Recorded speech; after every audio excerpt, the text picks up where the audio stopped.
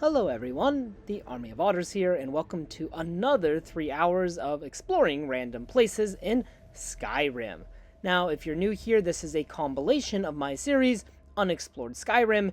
In this series, we just go around to different random locations throughout Skyrim, marked, unmarked, and, well, everything in between, and we explore these places in depth, find out about their lore, find useful items, and stuff like that.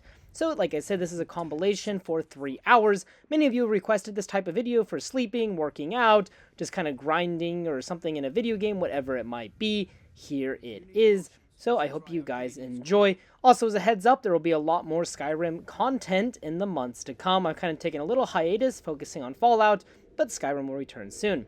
Anyways, sit back, relax, get a glass of mead, and enjoy. Hello, ladies and gentlemen, the Army of Otters here, and welcome to Unexplored Skyrim. Today we have a very special video. We will be taking an in-depth look at Whiterun.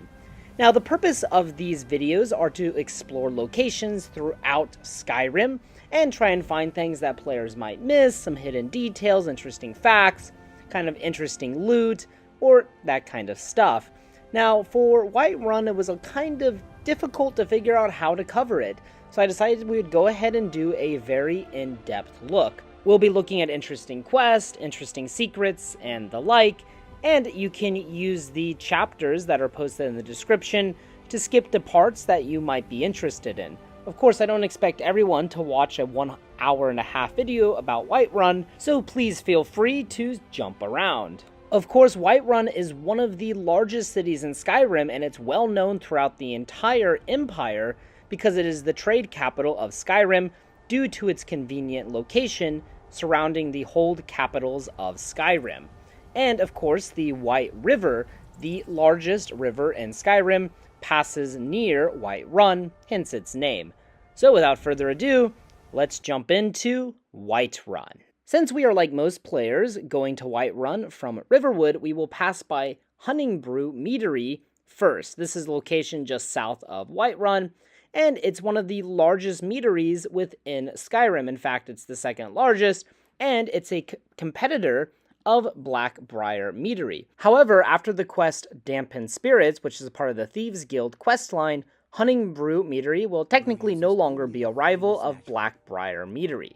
Now, Sabjorn here owns the meadery, and we can obviously buy Honningbrew mead from him, and then we can see the actual, area where they're producing the mead. There is a basement and also like an office building. However, we cannot enter those facilities until the quest Dampen Spirits, and we won't be covering that quest in this video, just because that's connected to Riften. However, if we're willing to pick the lock and we go into their bedroom, we can find a very interesting note. This letter to Honningbrew Meadery is from Maven Blackbriar, and basically she wants to make a partnership with Honningbrew to kind of create more of a monopoly on the brewing business, on the mead business. However, it appears that Sabjorn is probably not interested in this venture. Also up here on the second floor, it's pretty easy to steal stuff, and there's also a skill book here that'll increase your alchemy, so it's good to give that a read. And also you can steal some loot, and there's an expert locked door to find some gold, some silver ingots, and stuff like that. So if you want some easy takings, there you go. Now from here I decided to head across this little river, and we can find Chillfurrow Farm. This is a very small wheat farm that is just south of Whiterun, and it's owned by Nazim and all men, and it's occupied by Wilmeth. However, he doesn't really have any notable dialogue within the game. Now, also worth mentioning, inside of the house is a one-handed skill book, The Importance of Wear. However, I decided not to get it just because I didn't want to piss off anyone. And, well, I already had stolen enough from Honningbrew Meadery. Now, over here, we can find Battleborn Farm, right next to Chillfurrow. Of course, as the name implies, this farm is owned by the Battleborn family. And this farm is usually occupied by Gwendolyn, and it's also occupied, or at least worked by Athlid Battleborn. However, she returns to Whiterun at night. Now we can also find these windmills throughout these farms, just which look really beautiful. And if we head west, we can find Pelagia Farm. And here's an encounter I never realized was in the game, but I kind of messed it up. I'll explain why. But basically, when you first approach Pelagia Farm, there is a giant attacking the farm, which will be killed by members of the companions, such as Ayla the Huntress, Farkas, and Rhea. However, this giant is actually not as powerful as a normal giant, so the companions will always win. They cannot lose. Now, the reason I kind of messed up is because you can help the companions fight the giant, or you can let them do all the work. I accidentally let them do all the work because I didn't notice the giant was attacking, probably because I was exploring Hunting Brew Meadery, which is nearby, and I just didn't notice it because I was focused on the meadery. Anyways, doesn't matter. If you don't help them kill the giant, Ayla here will actually kind of criticize you and be like, yo, what were you doing? You just watched us. But then, you can get out of it, and then she'll recommend maybe that you should visit the companions. But here at the farm, we can find the dead body of the giant, which has nothing on it. And there's not a whole lot at this farm, unless we go to a different location first. Then there's actually a hidden treasure chest at this place. But in order to get the treasure chest, we first have to find treasure map 4, which is also located near Whiterun at Redurun's Retreat. This is just north of Whiterun, and it's just a very small cave with a few bandits inside of it. Now, there are numerous Radiant quests that can take place within this old mine. For example, Omren's quest, his miscellaneous quest, where you have to recover his family sword, can take place in here. However, that didn't happen for me. I haven't had any quest in here. So the only reason that I'm here is to kill these bandits like a badass, and also just take some of that delicious ale that is also inside. But our main reason to come here is for that treasure map. And as we enter the final chamber, you will find 2 bandits, the bandit chief, and this guy, who is just kind of like maybe the worst bandit of all time. Don't know how he didn't see me. The bandit chief was actually somewhat difficult. He had a ton of health, but using my magic and my mace, we were able to kill him. And then in this chest, we can find treasure map 4. And this treasure map is very reminiscent of Pelagia Farm, and it even shows us that, yes, the farm south of Whiterun. So, we now have the map, and the treasure chest will spawn. It will not spawn until you get the treasure map. Also, there's a sneak skill book inside, so make sure you come pick that up. Back at Pelagia Farm, we can find the windmill and the mountain. We can follow this path all the way up, just like on the map, and eventually we're going to find this snowy bush and a chest, and then we have some okay loot.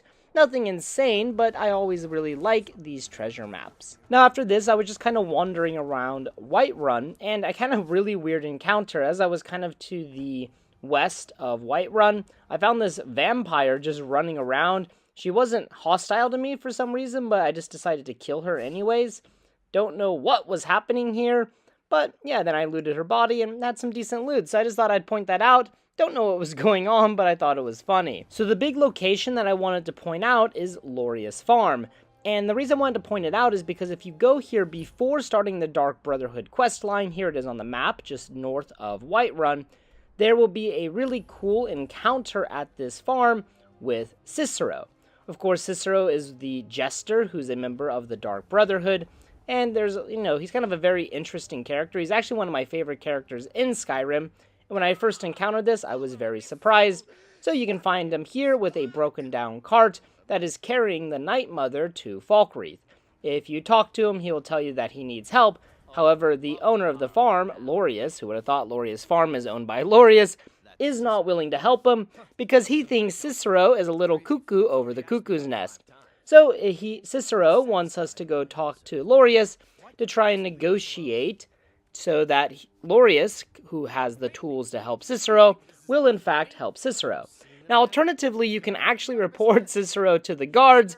You can make up some charges and get him in trouble. And this will also deal with his situation for Lorius. He will be getting rid of Cicero, so that'll make him happy, Lorius. But when you go to the Dark Brotherhood, to the Sanctuary in Falkreath, for the first time, Cicero will remember this encounter. If you helped him, he will be very nice to you. And if you turned him over to the guards, well, he will not be so nice to you, quite obviously. But this is a very easy way to get some quick gold early in the game. Cicero will give you anywhere from 250 to 750 gold for helping him out. Now, besides that, there really isn't a whole lot at Loria's farm. We do have a windmill, and apparently there's a glitch where if a dragon shouts at the windmill will disappear.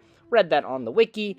And inside we can just find Lorius and his wife, and we could steal if we wanted to be even more of dicks, but I decided not to steal from these good farmers, even if Lorius is kind of an asshole. And just south of here is White Watch Tower. This is kind of in between Lorius Farm and Whiterun, and there's a really weird random encounter here that I experienced where bandits try to attack the tower, but they are absolutely destroyed by these guards.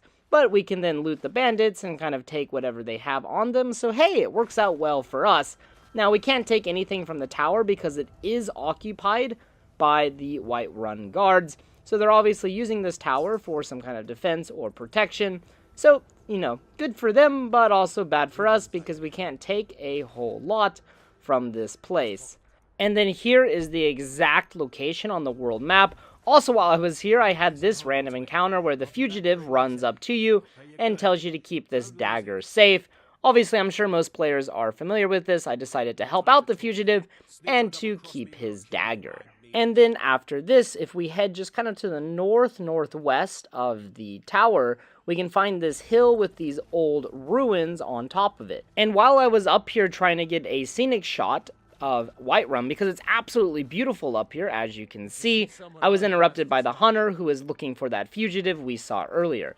Also up here, kind of interesting, is this like little small strong box, and we can pick it open, and it had one like mineral inside of it. So interesting that that is up there, but hey, if you want some jewels or something, head on over there and you can get it. And also while I was over here, there was like a lone bandit in this field, and I think he wandered over from the small bandit cave that is underneath Whiterun, and that's exactly where we're headed next.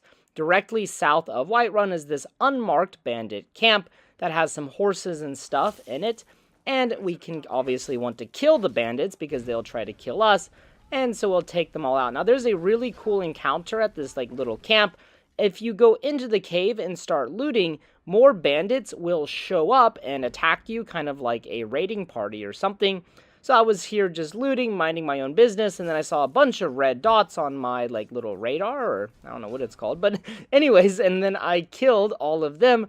And yeah, it was a pretty cool encounter. We can get some gold and lockpicks out of this area, and there's also a pickpocketing skill book, so not bad, not bad. Also unmarked, and it's kind of easy to miss, so just so you know, it is there, pretty kind of cool, tucked away location.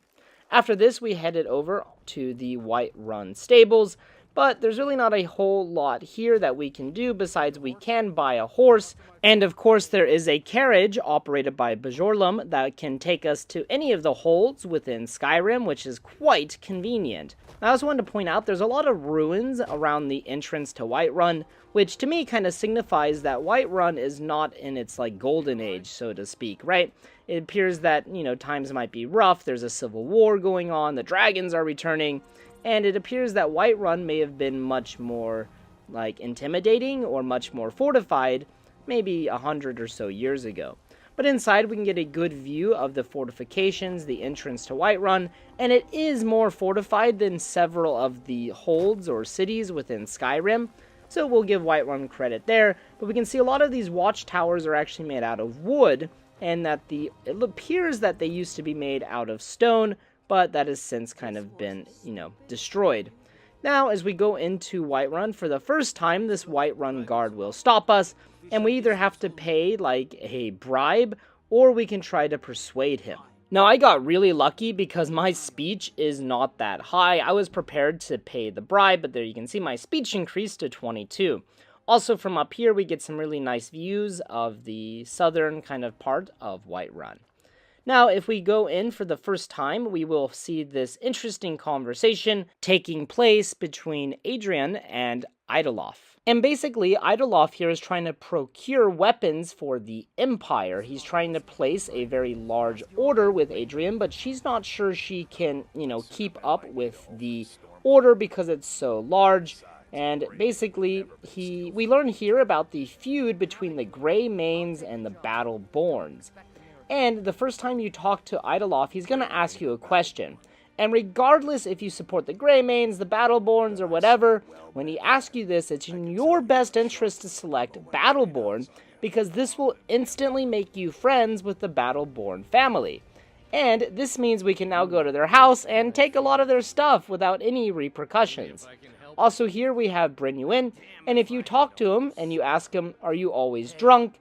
He will tell you that there's a bottle of Argonian ale, and that he wants you to take it. It's in the Bannered Mare, and it is stealing technically, but he will give us a nice reward, especially if you're a new player. So, something you might want to consider. It is stealing, but hey, it is a miscellaneous quest that is easy to miss. Now, like I was talking about, I'm going to head up on to the Battleborn's house to just start taking some of their random stuff. Now, if you're on survival difficulty, this might be much better, because you can take their food and there's no problems with that, and you can take gold or anything like that as long as it's under 50 gold. So here I'm just kind of going around their house, seeing what I can find. There is a two-handed skill book inside, so that's pretty darn good. You can take that even if you're not friends with them. And then we want to open this door. We do have to pick it. That's probably not allowed, but we're hidden, so it's fine. And here we can find a very interesting book. This book details the whereabouts of Thorold Greymane. He is a Nord who was fighting with the Stormcloaks, and he was taken prisoner after a small skirmish with the Empire, and it's later discovered that he is being held captive by the Thalmor, and he's being held captive in Northwatch Keep. There is a quest line to rescue him from Northwatch Keep, missing in action. However, I decided not to complete that quest yet. I figure I'll save it for a more Civil War type video in the future. So as we can see, there are some big differences between the Greymanes and the Battleborns. However, that was not always the case. They used to be very similar families with similar values, but because of the Civil War, these families have been driven to opposite sides of the spectrum. Even their children will be fighting amongst each other. Here we can see the young girl Braith bullying Lars and telling him that if he doesn't give her money, he will, well, beat him up. Man, pretty mean. Anyways, as we go on, eventually we can find Omrin, and Omrin and his wife here are fighting because Omrin's family sword was stolen from him. And his wife doesn't want him to leave to go look for it, because their economic situation currently is not so good, and she can't afford to have Omrin disappear on some adventure. After listening to this conversation, you can talk to Omrin, and you can offer to get his family sword back for him. This will start a miscellaneous quest, and it is a pretty easy quest to do because it's a radiant quest, meaning the sword will kind of be in a random place across Skyrim, random cave or something like that. For me, the location was freaking awesome, so we'll be heading there in a little bit. But before that, there are some more miscellaneous quests that we can find in Whiterun. One here has to do with Isolde, who is trying to become a merchant, and we can offer to assist her in her quest to become a merchant because she needs a mammoth tusk. Now, normally a mammoth tusk is very difficult to get. However, you can actually acquire one very easily, well, if you're willing to steal. There is actually a mammoth tusk within the Bannered Mare, the tavern that is in Whiterun, that we can steal. But I wasn't going to do that just because I'm already stealing enough from them, I felt, by stealing the Argonian ale. If you come back here, just make sure you're hidden, and you can take the ale for Brenuin. After that, I went to go find Brenuin, our favorite town drunk, and I gave him the special ale that he wants, and in return, he will give us a potion of vigorous healing. For a new player, such as myself, this is an incredible potion, and is by far more powerful than any other healing potion that I had, so it's a nice little find if you are new to the game, and it's an easy way to get it. Now, after this, I decided to go get Isolde her mammoth tusk, but that would be easier said than done, because that means, well, that I have to fight a mammoth and a couple of giants. Now, obviously, I didn't have to fight the giants, but I decided to go ahead and fight them anyway. Here, I was able to actually kill the mammoth pretty easily, thanks to my follower, but then the giants came running over, and I was a little bit careless in this fight. I took the mammoth tusk there, but I should have saved, and I'm an idiot for not saving, but eventually I got killed by the frickin' giant. Here is what happened. I've actually never had this death happen to me in Skyrim. Of course, I've seen this on the internet, but my body got launched all the way to the moon, and man, what a good time. This time I decided to fight the giants first, just using my bow and arrow, backing off, and eventually I was able to kill both of them. And then I decided to take on the mammoth. Mammoth is kind of easy because he's so big and clunky that he gets stuck kind of easily, and it's hard for him to navigate hilly terrain. After that, we discovered Bleak Wind Basin, which is this little giant camp that is just to the west of Whiterun, and here we can find a nice little chest with some good loot inside of it. It is an expert lock, but we were able to get it open, and we could take some of the loot for either our own purpose or for selling later on. And after this, we can take the mammoth tusk back to Ysolda, and this will make her very happy. So happy, in fact, that she now becomes a potential marriage partner. Wow, that's really easy to marry someone. Just give them a mammoth tusk, apparently. However, Ysolda is not finished yet in this video, because there is still one more quest related to her, or that she's at least a part of, later in the video towards the end, so we'll talk about that at the end of the video. But for now, she's a very happy camper indeed. After this, I decided to head on over to Belathar's General Goods, and I just wanted to sell some items real quick, so, I just would point out that he was here, and that he's the general store owner within Whiterun. After this, I had to go find Omrin's sword, which was at White River Watch, and I am so happy the game picked this location. Obviously, it's random, but to me, this might be the best location, because there's a lot of just storytelling within this cave. Now, along the banks of the river here, we have a fishing area. I just thought it was really peaceful and really cool, and it just adds a lot of environmental storytelling. Obviously, one of these farmers is coming over here to go fishing. There's also a clay deposit across the river from the fishing area. After this, we make our way up the hill with Whiterun in the background. And we have some bandits standing outside, and if we loot this bandit, there's a very interesting note which reads, "Roldiff, your little stunts try my patience. I know my uncle has issues, but he is our watchman and you will respect him.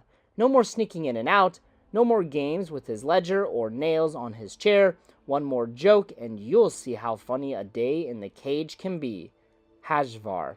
So we can see here that obviously there's something interesting going on with the watchmen and these bandits, and if we go inside the cave, we will find out what.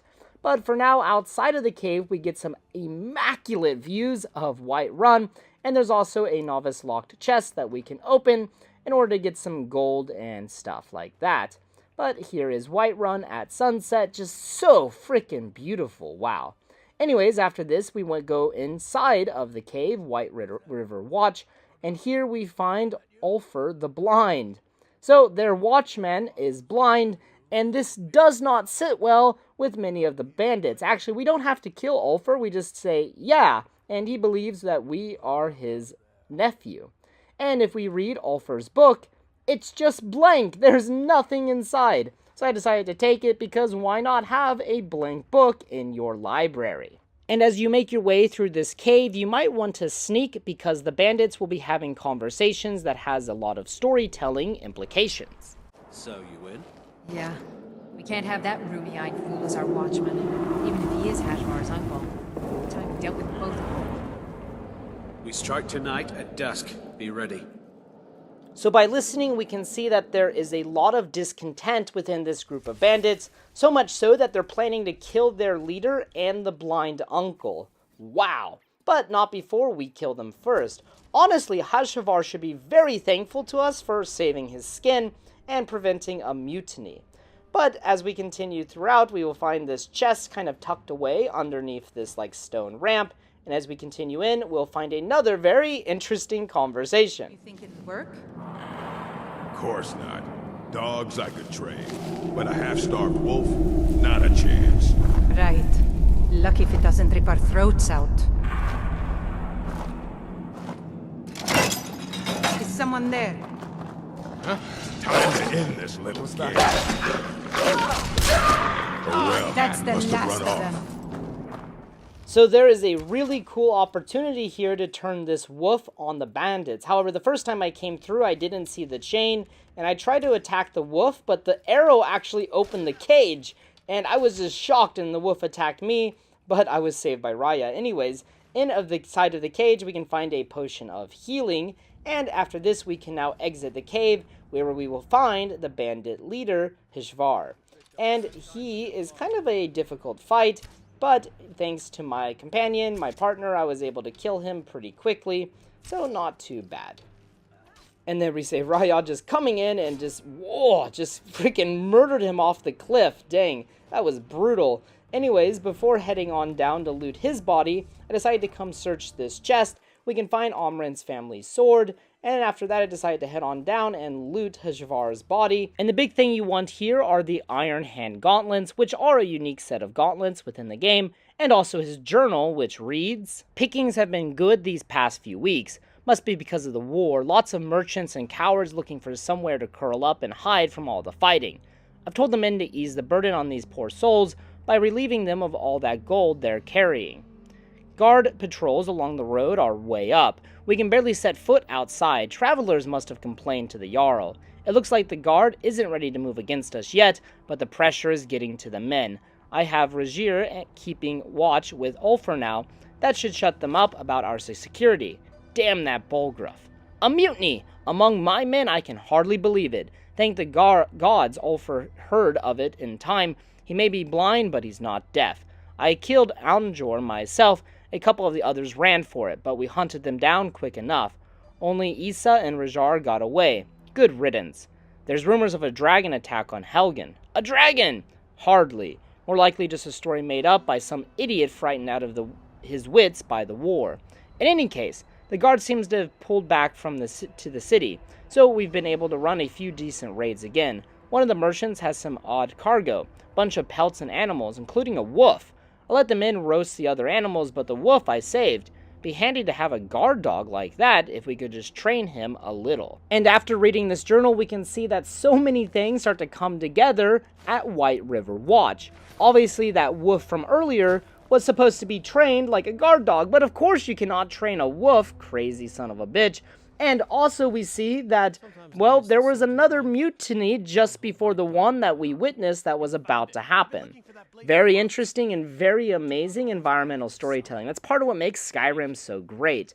After that, we just headed back to Amren and gave him back his family's sword, and he will then teach us some skills in one-handed and blocking as a reward. So very kind of him and a very fun Radiant quest within Whiterun. After this, I decided to do the main quest. So we have to go report to the Jarl about the dragon attack on Helgen. As I was approaching Dragon's Reach, I saw these like 5 guards walking down, obviously beginning their shift because it was morning. I don't think I've ever witnessed this before, and I just thought it was really cool. The timing of characters in Skyrim can be really excellent at times, just adding kind of to the realism and coolness of the game. Now here, I've already gone to Bleak Falls Burrow, so if you want to see that video, which I uploaded in my Redwood video, please check it out. But obviously, most of you are probably familiar with the main quest, and there's really not a whole lot I can add. Anyways, we talk to the Jarl. The Jarl sends us to Farengar. Farengar sends us to Bleak Falls Burrow. However, we've already visited the burrows, so we already have the slate that Farengar wants. And after this, we'll go back to the Jarl, and while we're talking to the Jarl, a soldier runs in, and he's like, oh my god, there's a dragon attacking Whiterun, help, help, help. So we run outside, we head on down to this tower, and there is a pretty cool dragon fight, the first real fight of the game, where you fight the dragon between you, the Whiterun guards, and it's a pretty cool introduction to dragons in Skyrim. Of course, in Helgen, Alduin attacks us, but it's not that great because you literally can't die. There is no risk. But here at the Western Watchtower, we can see the destruction caused by the dragon. And as we approach the main tower, there is a very raggedy looking guard. Obviously, this poor lad has literally gone through hell, and he is scared out of his wits, waiting for the dragon to return. We look up to the sky in horror, looking for this beast, and we can finally see it fly from over the tower. But yeah, I really don't know what I can add to this, since pretty much every Skyrim player ever has experienced it. Killing the dragon is pretty easy because there are so many freaking guards here. Most of the time the dragon doesn't even focus on you. And of course, after the dragon dies, you absorb its soul, and all of the guards here are in disbelief, as some of them now believe you are the Dragonborn. And of course, you are in fact the Dragonborn. You're the player character. Can you imagine if you weren't the Dragonborn? Anyways, make sure you loot the dragon, because you can get his dragon scales and dragon bones, which are worth a pretty penny. Now after this, there is a really funny kind of encounter, because I was just kind of talking to these guards because they're kind of have some fun dialogue about the Dragonborn and legends associated with the Dragonborn. It's a really fun conversation. I'm not going to keep it in the video just because it goes on for a long time, but if you want to witness it yourself, just make sure you stick around and you just listen to the guards talk. Now, while the guards were talking, there were some very interesting characters approaching me from behind. Strength of your sword arm over tales and legends. That was shouting, what you just did. Must be. You really are Dragonborn, then. Puss! Thuum! He summons the Thuum. We're here to teach you a lesson. You're mine.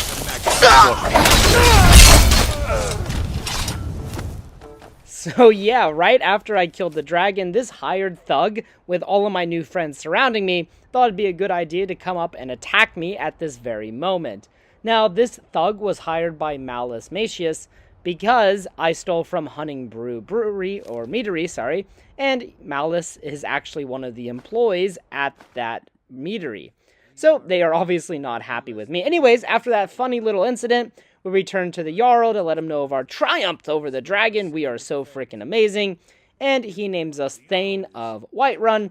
And then we can buy a property within the city, which I promptly do in order to store my items. I bought land in Falkreath, but I have yet to build my house.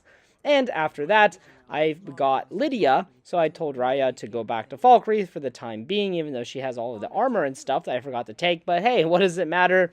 Lydia is very kind of nostalgic for many players, so for the time being, I decided to have her follow me instead. So after this, I decided to go check out the Breeze home in Whiterun, and in the Breeze home, there is nothing in it yet. Of course, you can buy more interior decorations, but for now, I just want the chest on the second level. Fun fact, originally there was going to be a homeless guy that lives in the Breeze home with you, and he was going to be difficult to get rid of, but this was cut from the final game. Kind of sad, maybe. Kind of sounds funny or interesting, but anyways, I guess I'm also glad there's nobody living with me. Take a look. Over here we have Adriana, who we talked about earlier in the video when she was talking to Idoloff, Battleborn. Anyways, she is one of two blacksmiths within Whiterun. The other one is the Skyforge, which we'll talk more about during the Companions questline. But for now, after completing the dragon part, or killing the dragon, these red guards, or Alakir warriors, will show up in Whiterun, and they say that they're searching for someone. They're searching for another red guard because they need to bring this person back because they've committed crimes. The person they're talking about here is Sadia, and Sadia is now working at the Bannered Mare as kind of like a stewardess. Anyways, once we tell her that people are looking for her, she'll take us upstairs and she'll pull a knife on us and threaten to kill us if we actually turn her in. So obviously this is a very serious situation. After this, we offer to help Sadia, and she says that in order to help her, we have to kill the leader of the Alakir warriors, and in order to find their locations, we need to go talk to one of the warriors who was captured trying to illegally enter Whiterun. So this quest, in my time of need, is very prominent, I think, within Skyrim, so we'll kind of go through it somewhat quickly, since I'm sure many players are familiar with it.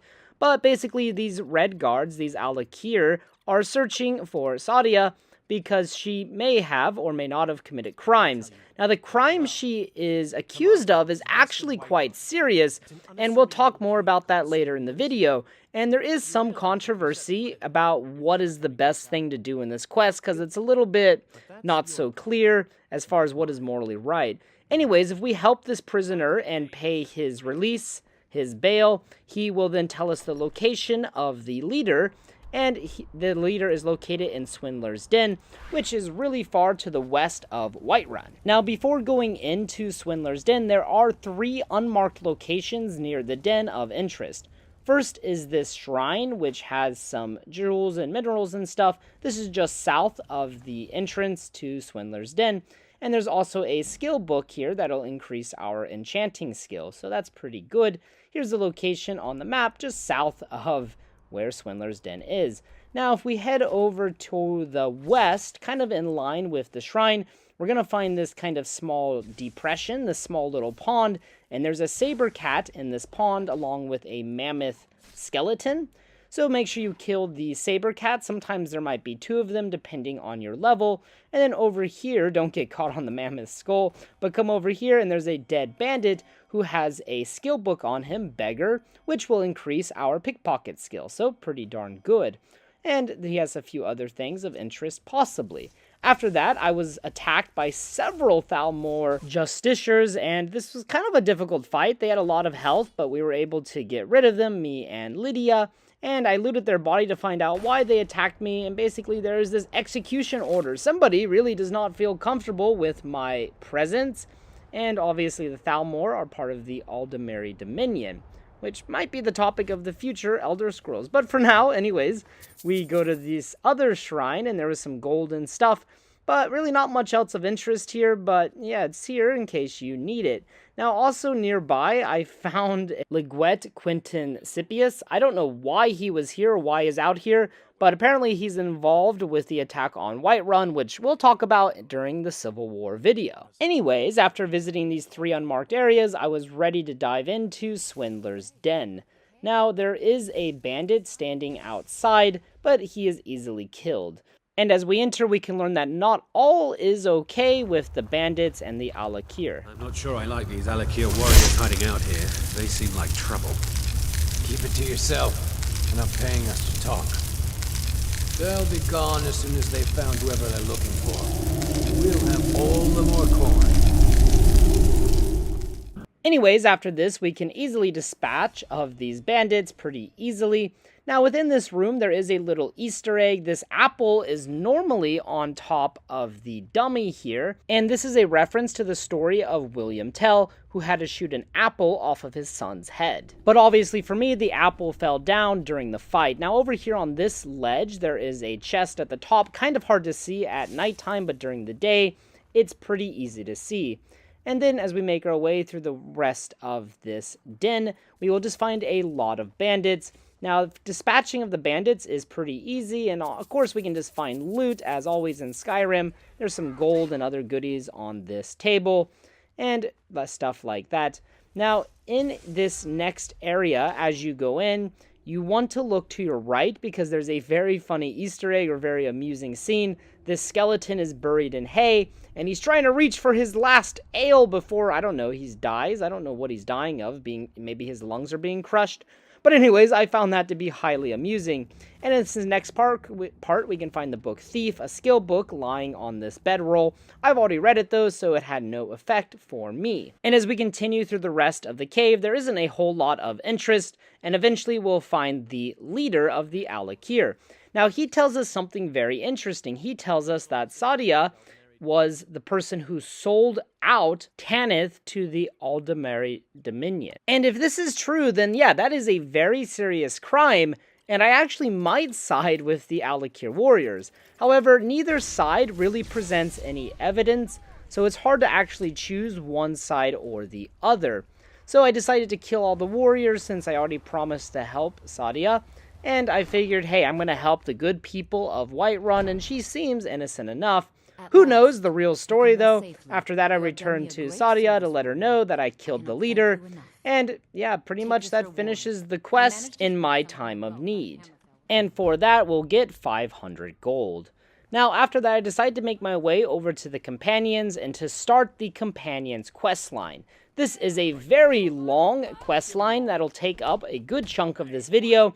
I honestly thought about making it its own video, but because the Companions almost take place entirely within Whiterun, with a couple of exceptions, I thought I would go ahead and include it in my video. Also, the Companions are very important for Whiterun. And the first time you enter, you will witness this brawl going on in the main hall.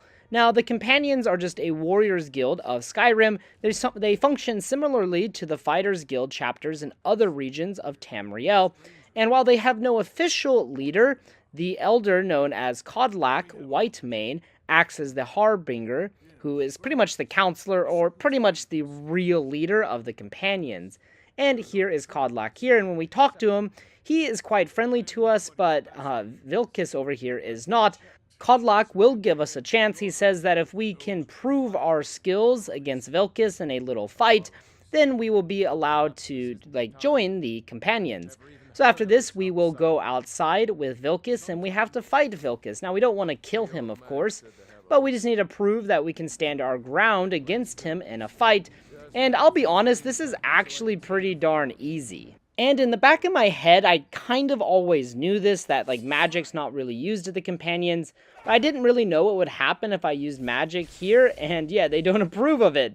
They don't like me using magic. They want to use sword and shield, weapons. So after that, we will continue the fight, and I unleash my fury on Vilkas, and it was a really, really easy fight. So, hey, thank you for being an easy fight, and thank you for letting me join the Companions. Now, after this, we need to go talk to Erland Greymane, who runs the Skyforge. Now, Skyforge steel is very famous across Skyrim for its durability and strength, and we have to run a small errand for him, giving Ayla, who we met earlier at Pelagia Farm, her shield. And after this, Farkas here, who is one of my favorite members of the Companions, will show us about and show us to the dormitory or sleeping area within the Companions. And after this, we are required to talk to the leaders or the higher ups of the Companions in order to get some work. We still kind of have to prove ourselves before moving forward with the Companions questline. And as you can see, this unlocks the trophy or achievement, Take Up Arms. Don't know why I'm unlocking achievements. I guess because this is the remastered version of Skyrim. On the Xbox 360, I had all of the achievements within Skyrim. Anyways, after this, we will be given a Radiant quest where we have to go kill the leader of the Moldering Ruins. Now, this is a Radiant quest, so you could be forced to kill the leader of various locations across Skyrim. Now, this location is just west of Rorikstead, and it is occupied by several vampires. So we'll move in, kill all the vampires. This is kind of a weird Nordic ruin because there's tents on top of it, and there's a trap door that actually leads into the Nordic ruin itself, as you can see here. Now, this is a very small ruin. It just opens up into this main chamber. This main chamber is in a very sorry state, and basically we just have to kill the master vampire, and we complete the quest. Also worth noting is there's this large chest kind of in the back, which had some decent loot inside of it. This room was kind of cool looking, but very small. After that, we go back to Farkas and tell him that we finished the quest, and he tells us that Skjor has a quest for us, and now we can start advancing the Companion's quest. This quest, Proving Honor, takes us to Dustman's Cairn, and basically in here we are with Farkas, and we're tasked with recovering a fragment of the battle axe, Wuthrad, and basically we have to go here to prove our abilities and to prove our honor. And for me at least, this place really was a pretty big test. Now as you enter, there's an empty room, and Farkas will make a comment saying that it looks like this place was picked over, that somebody's been here. On this middle table is a skill book, but I've already read it, so it had no impact. There are some Draugr as we make our way further in. But as I was saying, this place was actually pretty difficult for me, which I was kind of surprised, and it's a very long dungeon. But eventually we get locked in this cage, and we witness the secret ability of the, at least council of the Companions. They are actually werewolves. So we see Farkas here turn into a werewolf, kill all of the silver hands here, which is kind of a funny thing, because a lot of them just drop dead. They're not even hit by Farkas. But anyways, they just drop dead, and then Farkas frees us from that cage, and he's like, sorry, didn't mean to scare you, but yeah, I'm a werewolf. How, motherfucker. Anyways, after that, in this next section, you can take all of this gold off of this pedestal, but if you take the helmet off of this one, you get Indiana Jonesed, because it just freaking murders you. Anyways, it doesn't murder you, but you get hit by poisoned arrows. Anyways, as we move through here, there are a lot of fights between Draugr and, of course, the Silverblood. Now, there are various locked chests throughout that contain random loot, so do be on the lookout. I'm not going to go too much into depth, but there is a master locked chest in this section that is collapsed in between double doors. After fiddling with the lock for a long time, I was able to open it, and the loot was mediocre at best. These master locks are often not worth the trouble for a low level. Anyways, I kept trying to get through, and more locked chest, more fighting, and as I said, and as my health indicated right there, this place was pretty difficult for me. And I'm glad though, it was a really fun challenge, and me and Farkas had a great time bonding with one another. But places like this have been transversed so many times by so many players because they're part of a important quest line, so I'm just kind of going to go really fast through a bunch of parts of so that way I'm not wasting anyone's time. Now, there are a few locked doors, however, I don't know if they're really worth it, because inside are just these small closets, and there really isn't anything in these closets besides like some healing potions and stuff. Here is another locked door. It's only a novice lock, but inside of this closet, there's another healing potion. Just kind of like a really big waste of time. Not a big waste of time, but just felt kind of anticlimactic. Now, towards the end of the dungeon, the final battle I thought was really kind of disappointing. We find the fragments that we've been looking for, and there's of course a word wall and some healing potions on this kind of like table, and we can get the word. But this final battle was really easy after all of the trouble that I went through to get here. These Draugr just slowly pop out of their like coffins, and you just kind of slowly kill them. It takes a long time, kind of boring, but anyways, eventually the final coffin opens up, which is actually the exit, and we can now escape, and we can return to Sungard, who is ready to now induct us to the council. Man, we're moving up through the ranks of the companions ridiculously fast. I wonder how the other ones feel. Anyways, they basically say that they want to show us something, and we have to now go to a secret hidden area underneath Skyforge. There is a door here. Now, you can always notice the door. However, you cannot enter until this quest. Then Ayla will turn into a werewolf. And basically, they're like, well, if you want to progress the main story, you have to become a werewolf too. But hey, it actually might be a bit of a curse. And you might your soul might kind of not go where you want it to go. But hey, it's okay. So we're going to drink the blood. We briefly turn into a werewolf and things are going crazy. The whole city is attacking me. And what I was trying to do here is I went to the entrance and I was trying to kill the Alakir warriors because they were still here. And I was like, why are you guys still here? I killed your leader. So I came down here and unfortunately I was only able to kill one of them because I got like this awesome death animation. But after that, my screen went black and I didn't want to kill someone inadvertently by accident. So there's one more Alakir warrior left in Whiterun for whatever reason. After that, we wake up next to Ayla, and she's like, hey, you did actually pretty good. Many people died during their first transformation. Man, I'm glad I consented to all of this beforehand. Anyways, we get an achievement for joining the circle of the companions, and basically, Ayla tells us that Sungard is ahead of us, attacking the Silverbloods at Gallows Rock. This is directly east of Whiterun, just southwest of Windhelm. Now, Gallows Rock is named for the rope noose, which hangs from a rocky outcrop in the outer courtyard. And the first time that you approach Gallows Rock, there are several enemies which you and Ayla have to fight. Now, at Gallows Rock, there's this large central tower, which is actually accessible from the outside. Now, at first glance, it might not appear accessible just because the entrance is in the back, but you can, and there's a locked chest inside of it. And as we enter Gallows Rock, we'll be greeted with all of these werewolf heads that are on pikes.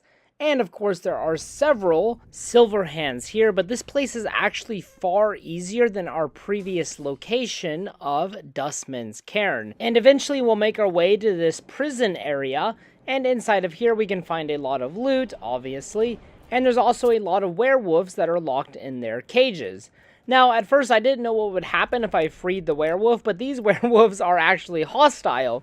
So the only reason to free them is as follows: to lure them towards more silver hands, and then force the werewolf to fight the silver hands while you do nothing but loot. This was a pretty effective strategy for me. I lured the werewolf to the silver hands, I went back up, killed this silver hand, looted a bit, came back, and they were both almost dead, so a very effective strategy, and then all of a sudden this very funny scene happened. You remind me of my cousin.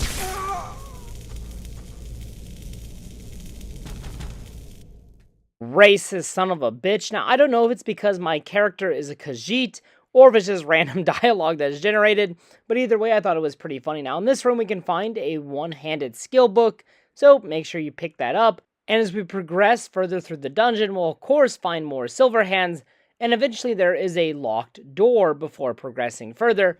And if we pick the locked door, we will find a room with some health potions and also a chest, coin purse, stuff like that. So make sure you take a look inside because this room is actually pretty good, unlike the locked rooms within Dustman's Cairn. There's also a smithing skill book on this table over here, so make sure you pick it up. And then we enter the final room, where we find Sjorn was killed, which is very unfortunate, but kill all of these silver hands, including their leader, and this will pretty much complete the quest. And yeah, Sjorn is dead, he was killed by the silver hands, and it's very, very unfortunate.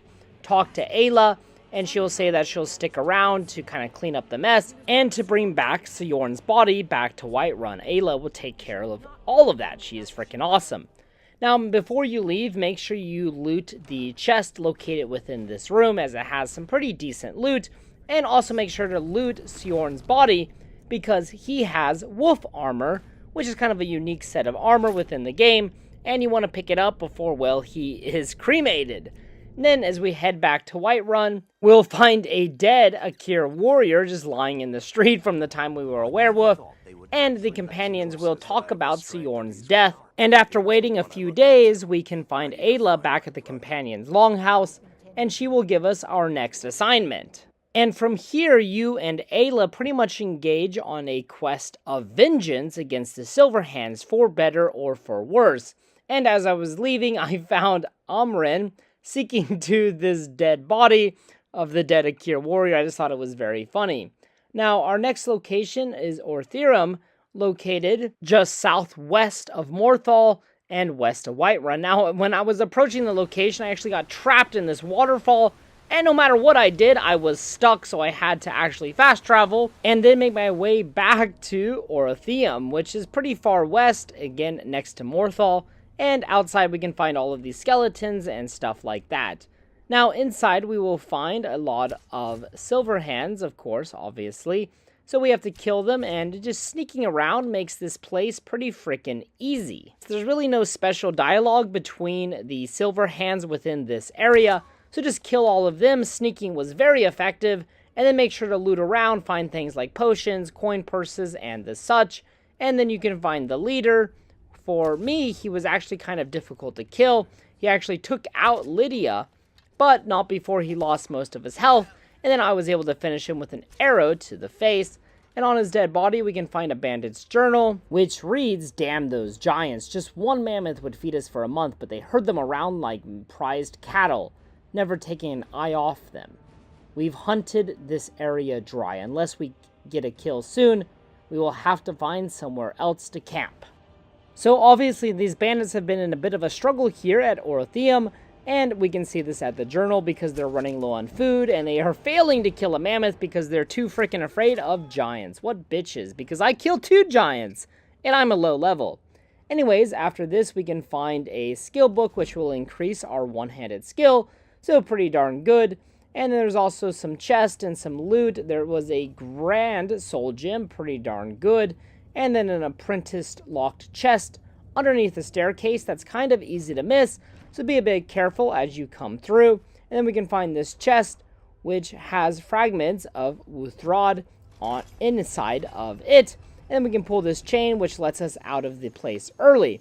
As I exited, there was an absolutely beautiful aurora, and there's a waterfall next to the entrance. And if you come down to the bottom of the waterfall, we can find this dead skeleton and a chest next to it, which is a novice locked, which just contains random loot, so make sure you pick that up as you leave. We return back to Ayla, and she congratulates us on our success, and she gives us another task to go take out more silver hands as vengeance.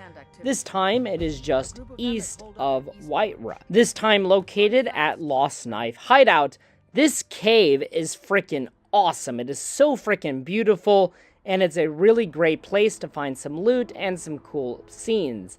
Now as you approach, you will find this little pond with a small waterfall leading into the pond, and we will find the entrance to the cave. Now this cave is no small area. As you enter, you'll find this small creek leading towards the cave, not leading out, and we will find a lone bandit next to a fire.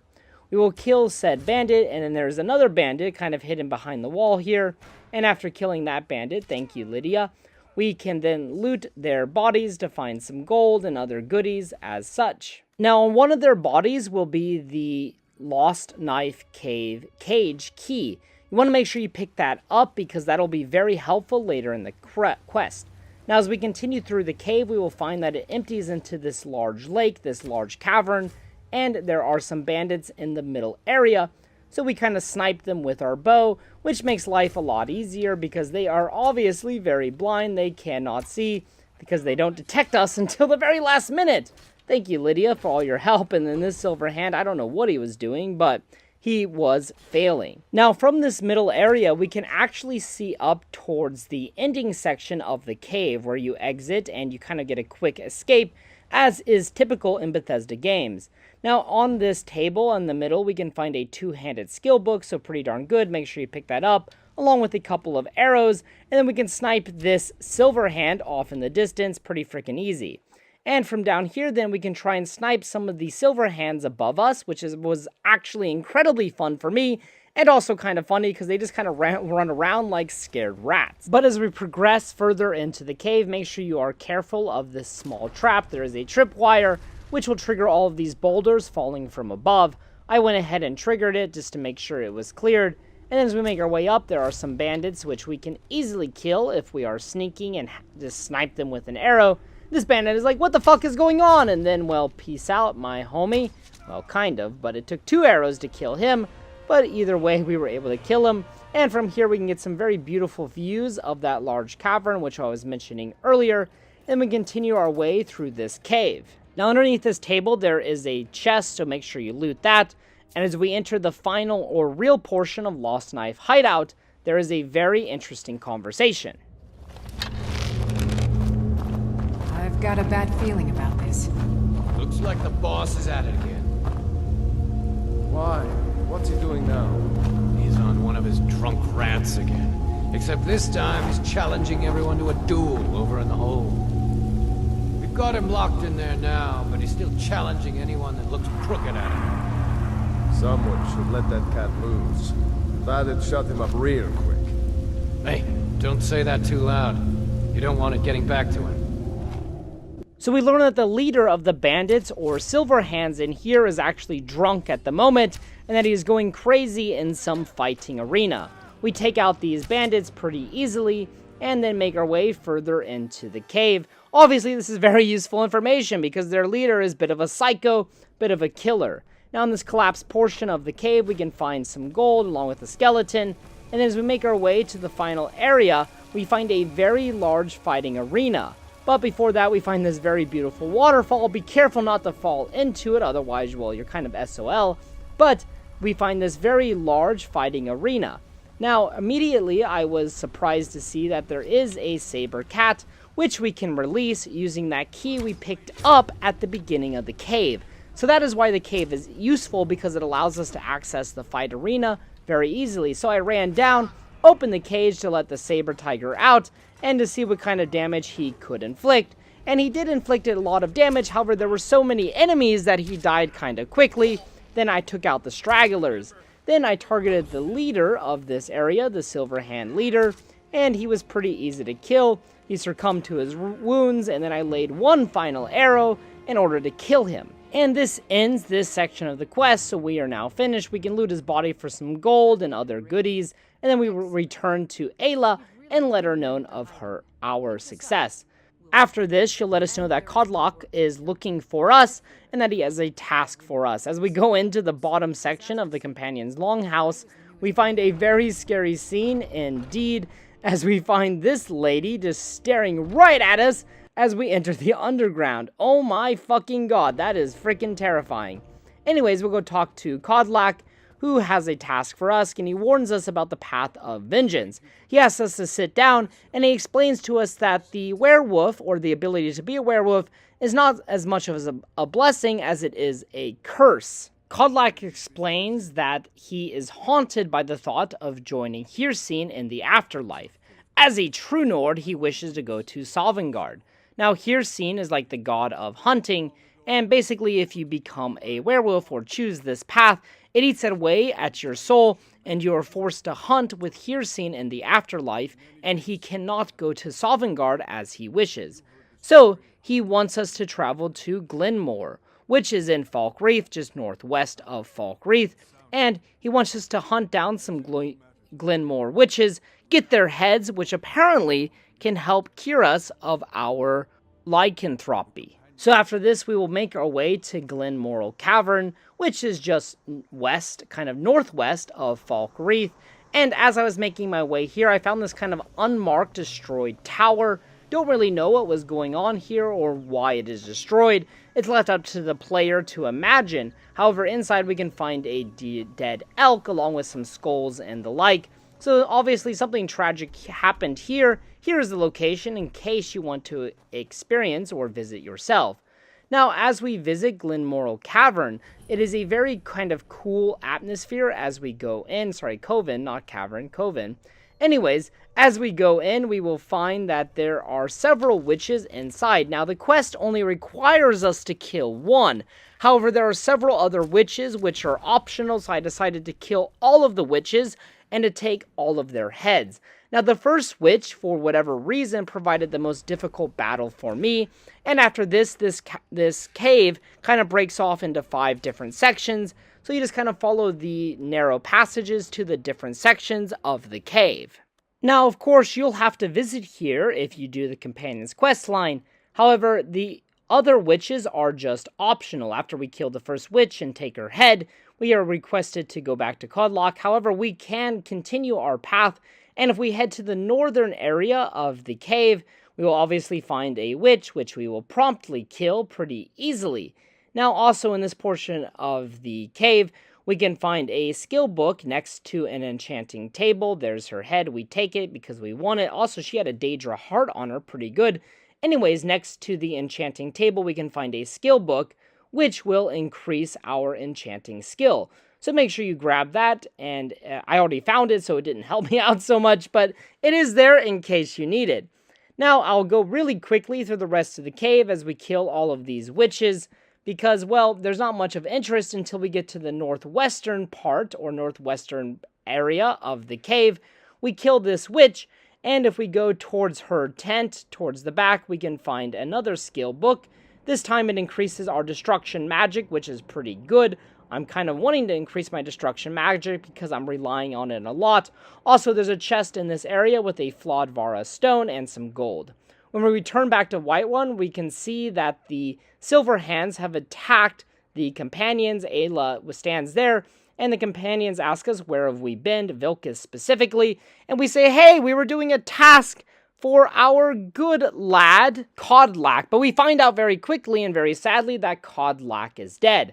After this, Vilkas will task us with striking at the heart of the Silver Hands, and we have to travel to the southeast of Dawnstar to Driftshade Refuge.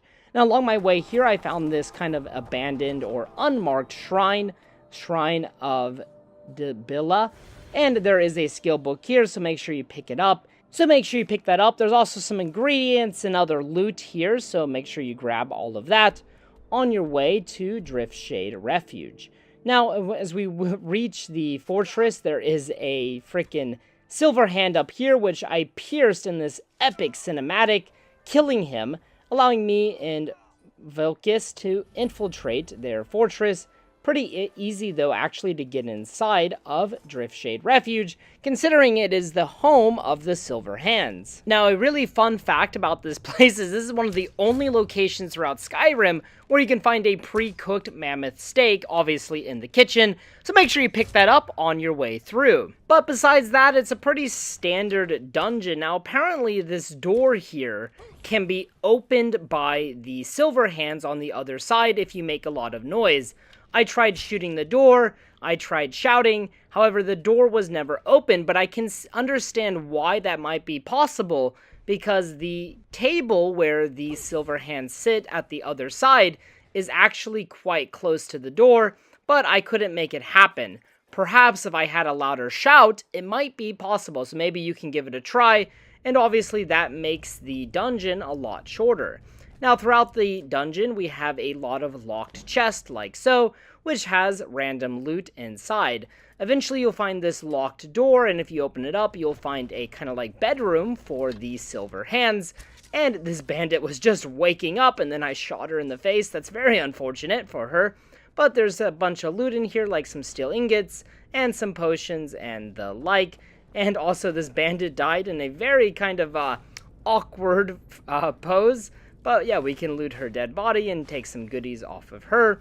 And as we make our way further, there are just more Silver Hands. Eventually you come to this room with some bars blocking the next part or portion of the dungeon. So make sure you kill the Silver Hands, and then there are a lot of chests and loot within this area of the dungeon. So make sure you look around and grab whatever might be useful for you, like I did, and then there is a small chain next to the door which will open these bars, and then we can progress to the cellars of this dungeon. Now, it appears that maybe Driftshade Refuge used to be some kind of meadery or brewery, because down here we have all of these barrels, but it's not really explained what this place used to be. It has the layout of a fort, but the cellar of like a brewery, so who knows what they were making down here, but now it appears just to be the refuge for, well, the Silver Hands. Now, as we make our way through this final portion, there's just a lot of enemies to fight. We enter this room with like a large barrel. It looks again like a brewery of some kind. Who knows, maybe they're just brewing ale or some kind of mead. But in here we can find a skill book, which will increase our light armor skill, which is, pretty good, along with some potions. So make sure you pick that up. And then eventually the dungeon kind of ends and we enter this kind of like natural cave portion where we have to kill these Silver Hands. And there's also a werewolf inside this cage and a horse in this cage. I killed the werewolf because I knew he was hostile, so just kind of farming some XP there. And then we enter this like torture room, which is pretty bloody and terrible. And then we approach the final section of the dungeon. There is that table I mentioned very early on for this place, and we can pretty much just snipe all of the Silver Hands pretty easily. I shouted at this last guy to kind of stun him, and then we were able to take him out pretty easily. There he's encumbered, and then one last arrow to the back. Poor lad. Then we can find the fragments of Wuthrad, and along with a skill book on the table, which will increase our one-handed skill by 1, so pretty good. Make sure you pick that up. And then we can head on over to the other side of the room as Vilkas just stares at me with the sword in hand. And over here we can find another skill book, Warrior, which will increase your block skill, but I've already found it, so it's really no use to me. After that, just make sure you loot around, get some of the coin purses, and there's also a large chest in here, which had a Dwarven Bow of Despair, and I thought this would be a blessing, but it was actually a curse anyways. After that, we've cleared the dungeon, we can now leave, and we can return for Kodlak's funeral. Very somber scene, very sad, yada yada yada, we'll go through it. Afterwards, Mr. Greymane here will talk to us and say that he needs one more piece of Wuthrad, which was kept in Kodlak's personal bedroom, and if we return it, he can forge Wuthrad for us. Also here is Kodlak's journal, and I won't read the whole journal. I recommend going through it though if you haven't already, because it's pretty sad. Basically, he talks about his fear of death, dying as a werewolf, and his fear of serving Hircine and not being able to go to Sovngrad. So, obviously, though, he did die, so his fear became a reality. but there still might be hope for him yet. So after getting the piece, we return to Erlen Greymane, and we give him the final fragment, and then he tells us that our shield siblings have returned to the underneath secret room, the Underforge. Also worth mentioning, there's a skill book here which will increase your smithing. Make sure you pick it up, regardless if you're part of the companions or not. Anyways, back to the Underforge, we will go down and we find out that there still might be hope for Kodlak.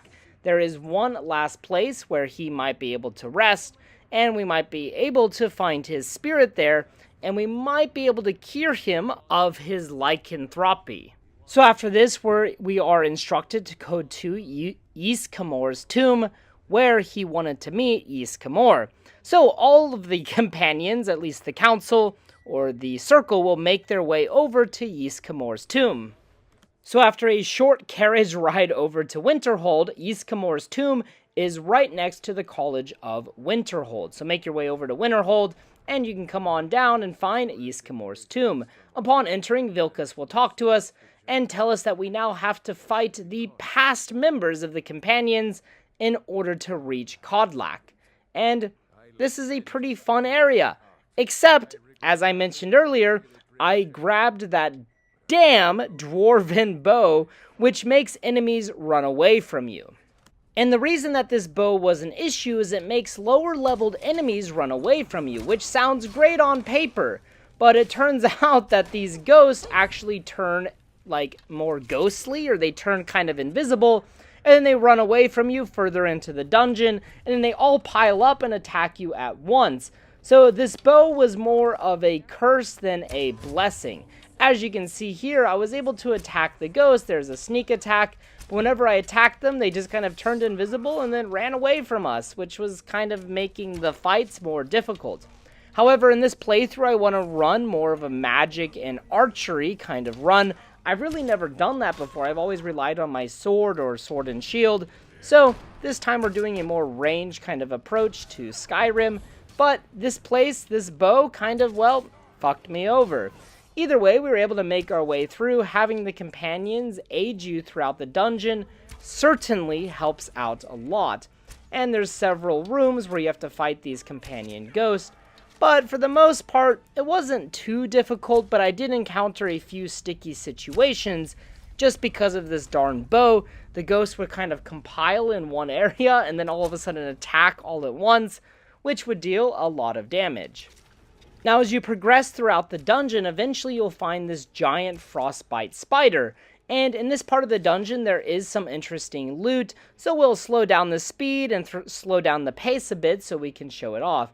Now, there is, of course, a locked chest in here, as there is always locked chests throughout dungeons in Skyrim, with some random loot inside.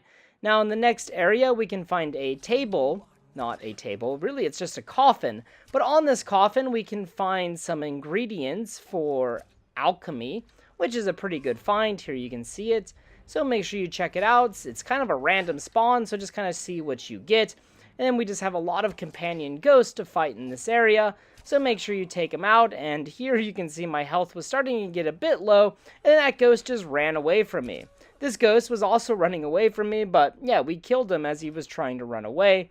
That son of a bitch. But once we enter this final iron door, we will finally come into the last room of the dungeon. And in this room, there is like this small, like little pedestal. And this is where we can summon our wolf spirit. And we can talk to Kodlak's spirit, who is right here, as you can see, obviously. And then we can use those witches' heads, which we decapitated earlier, throw them into this like eternal flame.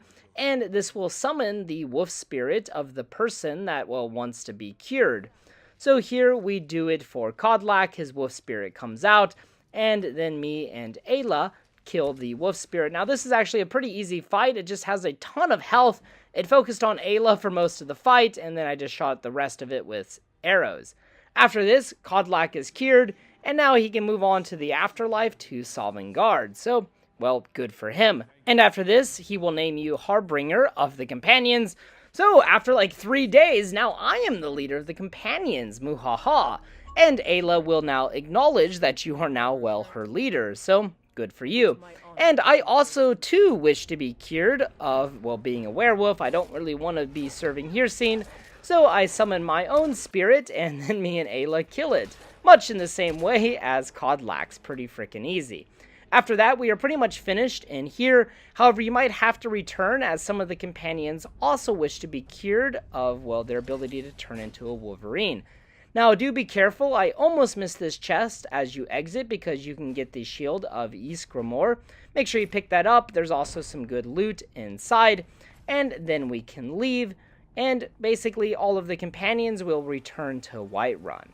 So after all of that commotion, I am now the leader of the companions. It was quite the journey. Even the guards of Whiterun now acknowledge my greatness as the harbinger of the companions. So after that epic adventure, I think it's time to head on down to the Bannered Mare and get myself a nice drink of mead. I think I deserve it.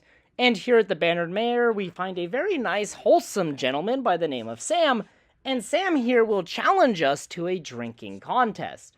Of course, me being a very, well, distinguished and amazing warrior, a very honored otter, I have to accept Sam's dear challenge, and I am determined to beat Mr. Sam. So me and Sam have a bit of a drink-off, and I will definitely beat this, well, plebeian, for lack of a better term. We begin the drinking contest, and, well, it's pretty easy at first. And how about you? So says you. I think I've hit my limit on these things. Tell you what, one more and you win the contest.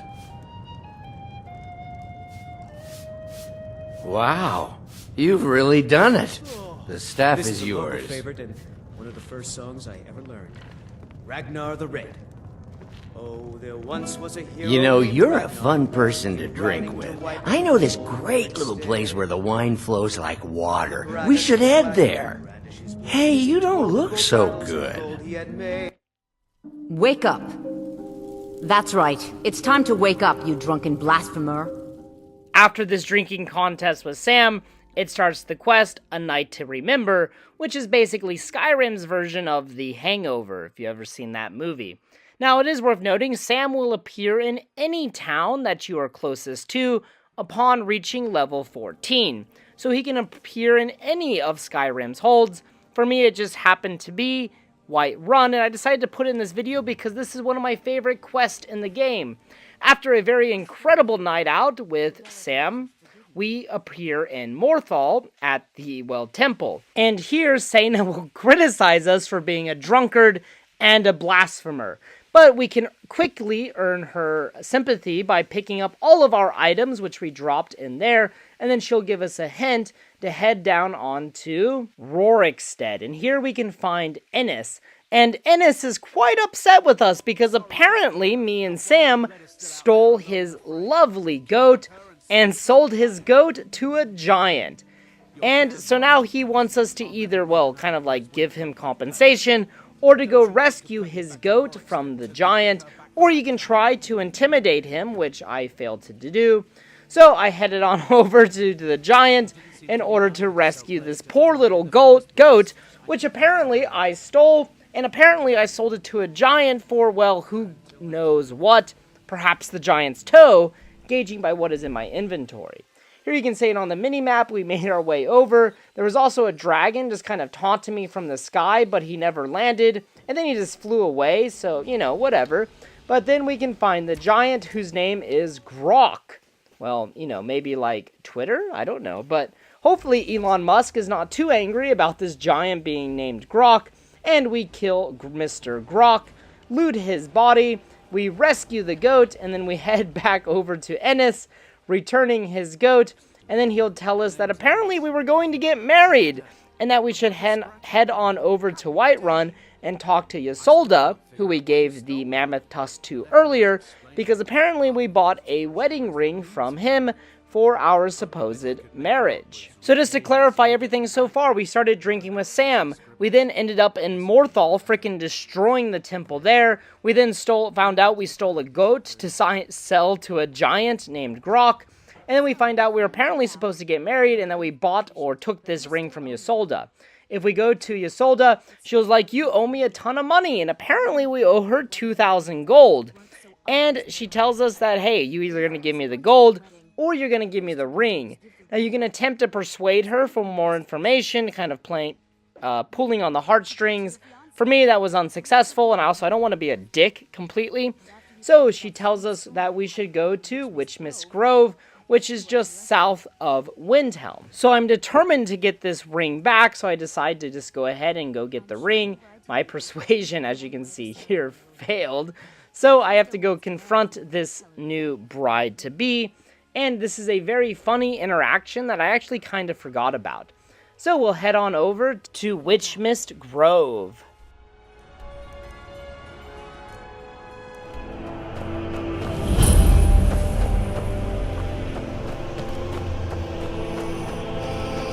Darling, I've been waiting for you to return to consummate our love. What? You want it for that hussy Esmeralda with the dark feathers, don't you? I won't let her have you. So here we can find a Hograven named Moira. And Moira is, well, not very happy with us because, well, yeah, we don't want to get married. Anyways, we can take the wedding ring off of her dead body. And if we look inside of her house, we just find a very disturbing scene with various, like, skeletons and the like strewn about. But for the most part, there's really nothing at that location, well, besides Moira and the wedding ring. So we'll return to Ysolda, and we'll give her the wedding ring. And she'll then tell us that, well, our huge ceremony was supposed to be at Morvunskar. Morvunskar? Something like that. Anyways, Morvunskar is like a fortress that is just south of Windhelm, and apparently our ceremony was supposed to be at this location, so we'll head on over to Morvunskar, and there was a very funny interaction that took place here. So as I approached the fortress, there were several, like, mages that occupied this place, and I was trying to sneak up and attack them. And as you can see, this apprentice conjurer set off the traps in this hallway. This led to a chain reaction of his fellow friends and comrades running down the same hallway, being killed by these streams of fire that were activated by the trap here. So I just thought it was really funny and really humorous. They just kept coming and they don't stop coming. And this guy fell on the, like, trigger, the pressure plate for the trap. So I moved his body off, and slowly the flames stopped. After that, we could kind of look around, and we find a very giant fortress with various loot. But for the most part, at least on the exterior, there isn't anything special or anything really particular to note. But as we enter, make sure you are sneaking in order to encounter a pretty interesting conversation. You work the forge. Why do they need me to do this? We use magic, weapons. I swear, they're making me do this for a laugh. At least I'm not dealing with prisoners down below. Yeah, I don't know how I feel about what goes on down there. I bet Naris gets a kick out of it. Nasty fella he is. You'd better quiet down before you end up there. Then I'd have to work the forge. So we can learn that for some reason this mage is working a forge. Who knows what he is making or why, but obviously he's not happy about his job. And then we can kill his, well, comrade here. Now, worth noting, in this room there is a skill book next to the forge, which will increase our smithing skill on this table. So make sure you pick it on up, and then we can head downstairs. Downstairs we will find a group of mages that, once again, well, we have to kill. Now, the Storm Mage down here actually gave me quite a bit of trouble. I'm sure these mages are just level to the player's characters, but do be careful because, well, he was pretty tough. But I kind of just ended up charging him with my mace, and that was enough to, well, get rid of him. But using my weapons from far away was not so effective because he was also trying to kill me from far away. After this, we will be tasked with heading up the stairs next to us. Now, make sure you loot this room before you go up here if you're doing the quest, because otherwise you'll be teleported out of this room and you'll be teleported back to the city where you found Sam. So since I found Sam in Whiterun, I'll be teleported back to Whiterun after completing the quest. Now, there are a couple of chests inside of this, like, kind of hidden closet, so make sure you go in, make sure you lockpick, and make sure you take any loot that is of interest to you. After that, we'll head up this staircase. There is a large chest to the left. I didn't loot it because I forgot, I'm stupid, but a portal will open up, and we can step into the portal, and we'll be teleported to, well, a very beautiful and gorgeous area. This is the Misty Grove, and as we progress along this path, eventually we will discover a small kind of dinner party taking place. And if we talk to Sam, we quickly learn that he is not Sam, but he is actually the Daedric Prince, Sanguine. You're here. I was beginning to think you might not make it. I thought you might not remember your first trip here. You had a big night. I think you've definitely earned the staff. Oh, the Hagraven feather and so on. You can throw all those out. You see, I really just needed something to encourage you to go out into the world and spread merriment. Yes? I am Sanguine, Daedric Prince of Debauchery. I know. How could I lie to you? Well, how could I trust you until we've shared a few drinks? But it wasn't long before I realized you'd make a more interesting bearer of my not-quite-holy staff than this waste of flesh. Let's be honest here. I don't always think my decisions through. But you're going places. Maybe a little influence from your old Uncle Sanguine could help adjust your course a bit. My pleasure, but I think it's time for you to go. No fun keeping you locked up in here with the staff. So after this, Sanguine will send us back to Whiterun, and we're now basically his friend. He'll give us Sanguine's Rose, which is a magical staff that will summon a Dremora to fight for us for 60 seconds. A pretty cool weapon that, unlike in Oblivion, the Dremora will always fight for the Dragonborn no matter what. Man, can't a man just get a nice drink and some rest? Anyways, after that very exciting adventure, I decide to talk to Hulda here and to see what's going on in Whiterun. After asking her several times, we get some very interesting information. Been hearing some strange tales of the Jarl's children. Say the one's turning wicked, and the others have an ill-favored look to them. Best to keep clear. So from her, we learn that something weird is going on with Balgruuf's children, the Jarl of Whiterun. So if we head on over to Dragon's Reach, we can then go figure out what exactly is going on. Now, before diving into this quest, the Whispering Door, I first just wanted to mention that Dragon's Reach has some interesting items and some interesting places. Now, of course, the porch here is used in the main quest. It's used to capture a dragon. Now, this porch, though, is very beautiful. Also, you can find guards occasionally practicing their archery skills, but they won't shoot you no matter how hard you try. But from the porch, we can get some very magnificent views of the entire hold, of Whiterun and the surrounding area. And I just find it a very peaceful and lovely place to come after a long day of adventuring. But after this, we'll make our way to the Jarl's living quarters in order to progress the quest. However, before doing that, it is worth mentioning that in the quarters here, it is very easy to steal some very useful or valuable items from the Jarl, just because there are all these locked cases, and there's just a couple of guards that are here, so it's easy to stay hidden and easy to steal stuff. And we can even, if you are friends with the Jarl, you can even take stuff that are below 50 coins, like so. Also, there is a skill book here inside the Jarl's office that'll raise your illusion skill, so a pretty good find. And next to the Jarl's bed is an unusual gem, so make sure you pick up that bad boy. But if we talk to the Jarl and ask him about his child, he says yes, his youngest son is indeed a dark child, and that he's, well, very evil and he may not be exactly normal. So after talking to the Jarl about his youngest son, we can then decide to make our way over to the youngest child, and this will begin the quest, the Whispering Door. Now, in order to begin the quest, the Whispering Door, you must be a level 20, and then you just head on over to the Bannered Mare and ask for rumors, and eventually you'll hear the dialogue about the Jarl's children, well, being frickin' evil. After that, we'll go talk to the Jarl's youngest child, and he tells us about the door in the basement that is whispering all kinds of things to him, but appears the door is very intelligent, because everything the door is whispering to him is well accurate. So after this, we ourselves will make our way to the basement to figure out what in the heck is going on. After all, doors are not exactly animate. But as we make our way down, we can find these two older ladies just sitting near the basement.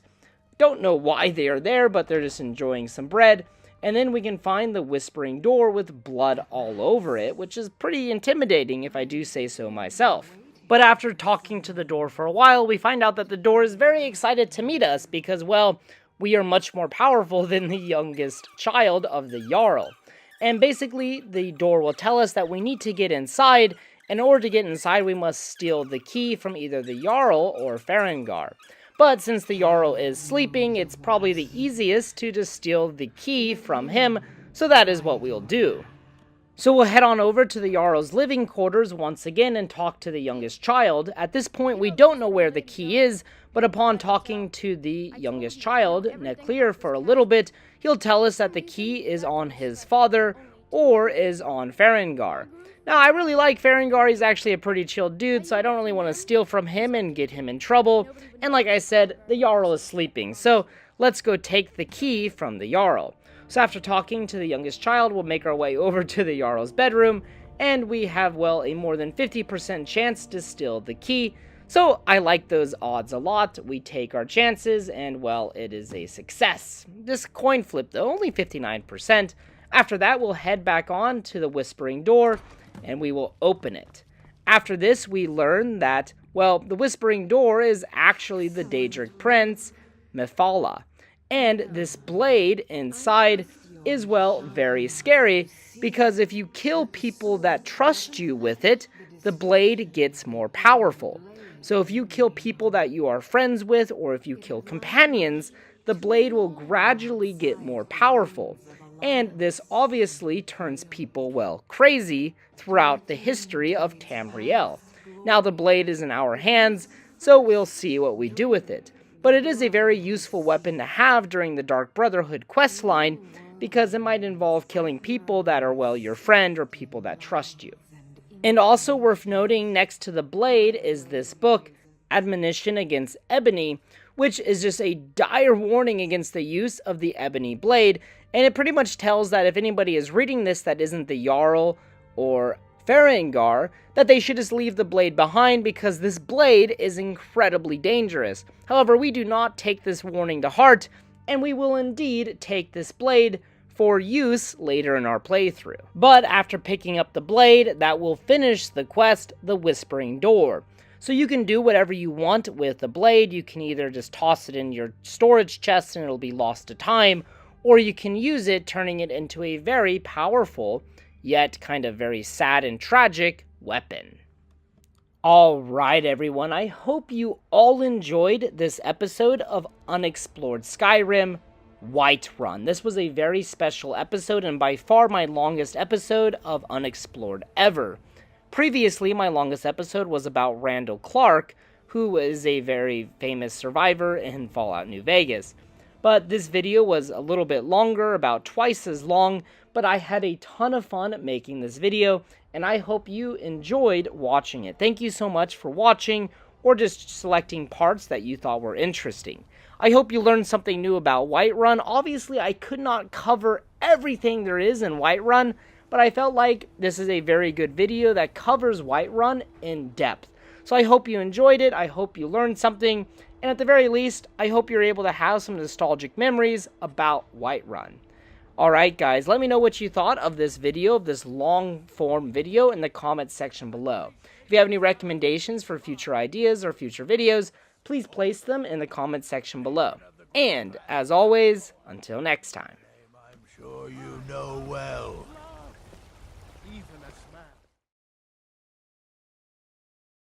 Now, you might be thinking to yourself right about now, Otter, what the hell are we looking at? Well, ladies and gentlemen, this is an Easter egg that I discovered in Skyrim, but after more research, I'm not the first person to discover it.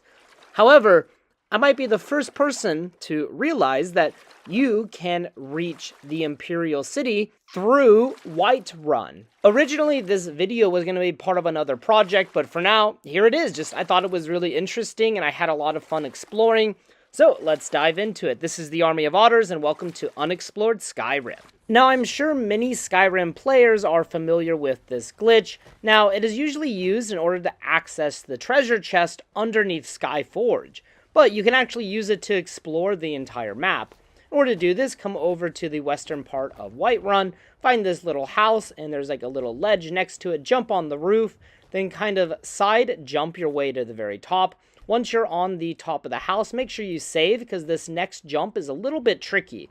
I don't know how to describe it, but basically there's an invisible barrier on top of this ornament here, and you kind of have to finagle your way up there by pressing Y and moving around. It's very easy to fall off. Once you're up there, jump across to this section of the wall, and then you can jump up on the middle section here by going to the left. And I recommend dropping another save here, because this next fall might kill you if you're a low level or you're not wearing any armor like so. And then after this, you're pretty much free to get outside the map. There are some invisible walls, so you might kind of have to finagle your way around. Basically, you want to get over towards where this little creek is. Come on down beneath the wall, and we are now outside of the map. Congratulations. Now, you might want to drop a save out here, just because you never know what's going to happen when you're breaking the game like this. Now, I want to point out, most structures will disappear, like these farms in front of us, when you get too close. However, not all structures, at least 3 structures, are not like that, as you can see here. Now, I find it really odd that these structures have hit detection, like we cannot just phase through, or they don't disappear when we get close to them. And you'll see why later in the video, because these are the only structures in the entire outside part of the map that have, like, hit detection. I don't know if it's just because they're close to the city, or what the deal is. Now, real quick, the main purpose of this glitch is, like I said earlier, accessing the chest underneath Skyforge. Now, you want to come up towards the Skyforge, kind of jump across, and you will just phase through this rock in the upper right corner, and then you'll see a chest floating. The chest is actually kind of floating in air, so you want to jump, hit A, and you'll open the chest as you fall. And there's all kinds of good loot in here: gold, iron, leather straps, and armor and weapons and stuff for smithing. You can either choose to use it for smithing, you can choose to sell it. You can even farm this strategy by waiting about 48 hours, coming back and going, and you can get a lot of money. Now, the main thing, though, is exploring outside of Whiterun. And this is where things start to get a little weird, dare I say, Dr. Bosch-esque. Now, I came over here towards this river, and I thought I would die if I fell off here, because there's like a large cliff, or it appears there is a large cliff. So I dropped a save just in case, and I found out it's just an invisible wall. And this is actually a pretty common theme as we get further outside of the map. We're never actually touching the texture of the ground. We're floating on some kind of surface.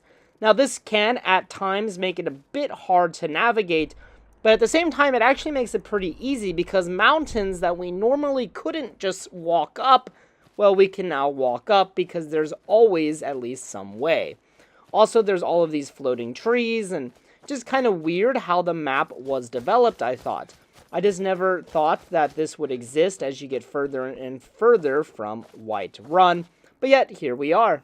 Now, we are moving really fast here, 20 times speed, and because I wanted to go on to, like, the next major city, so I decided to head on over to Windhelm and see if I could look into the city, or see if it would also just disappear.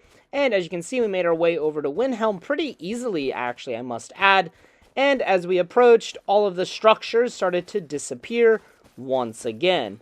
However, we are able to kind of cross this bridge into Windhelm still, which I thought was pretty funny. But unfortunately, as we get closer, it will just all start disappearing. Now, I also wanted to mention that when I started this glitch, I really had no plan. I was just kind of going with the flow, and I really had an incredible adventure. I really love exploring outside of maps like this. I obviously did it in Fallout New Vegas, and those videos are really popular, so I hope this video is popular too, and you guys learned something about the outside of the map. But yeah, here we are at Windhelm, and yeah, pretty much nothing now. It's got destroyed by the game itself. The Imperials should really thank me. Now after this, I thought, screw it. Let's try and go on over to Morrowind and see what there is. Let's see if there's even anything over here. And after going through these trees for so long, I was encountered with these really large mountains. However, I was able to climb up them pretty effortlessly. And to my surprise, it does appear they built a really rough outline of Morrowind. I was actually pretty shocked when I came over this mountain and I saw a large island surrounded by water. But I do believe this island is Vvardenfell, which is that large central island in Morrowind. After this, I dropped a save because I just didn't trust the map really to keep cooperating, so that way we don't have to worry about dying or anything like that. But then I got a thought. What if Cyrodiil is there as well? And perhaps there might be some landmarks, such as the Imperial City, that we could see or approach. So I decided to go for it, and then to make my way from Morrowind all the way to Cyrodiil. Now my journey over here was actually pretty darn easy, until I reached a hiccup that made my heart stop. As I was going up this very lush mountain, this happened.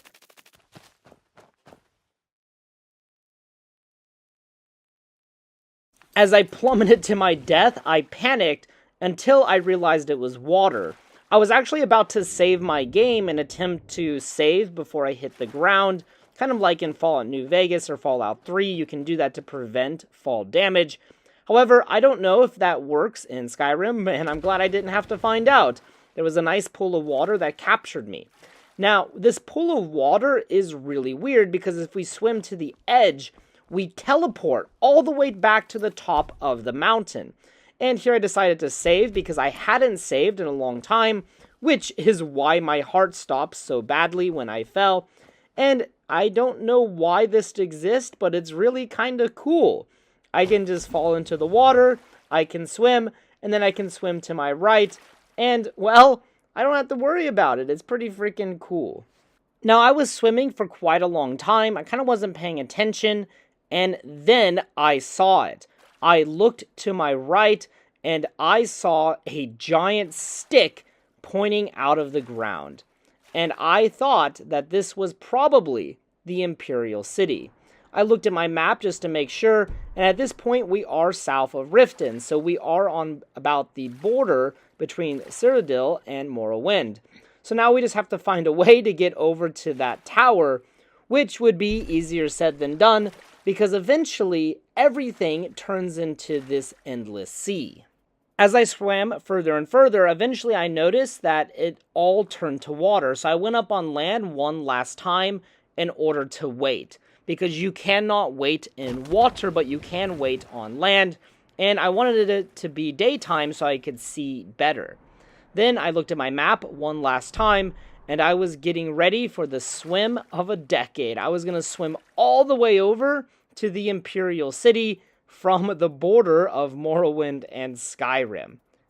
And after swimming for about 7 minutes, I was finally able to make my way over to the tower. And I was pretty freaking happy. There's even like this kind of moat that surrounds the island, and then we can see the tower sticking out of the ground.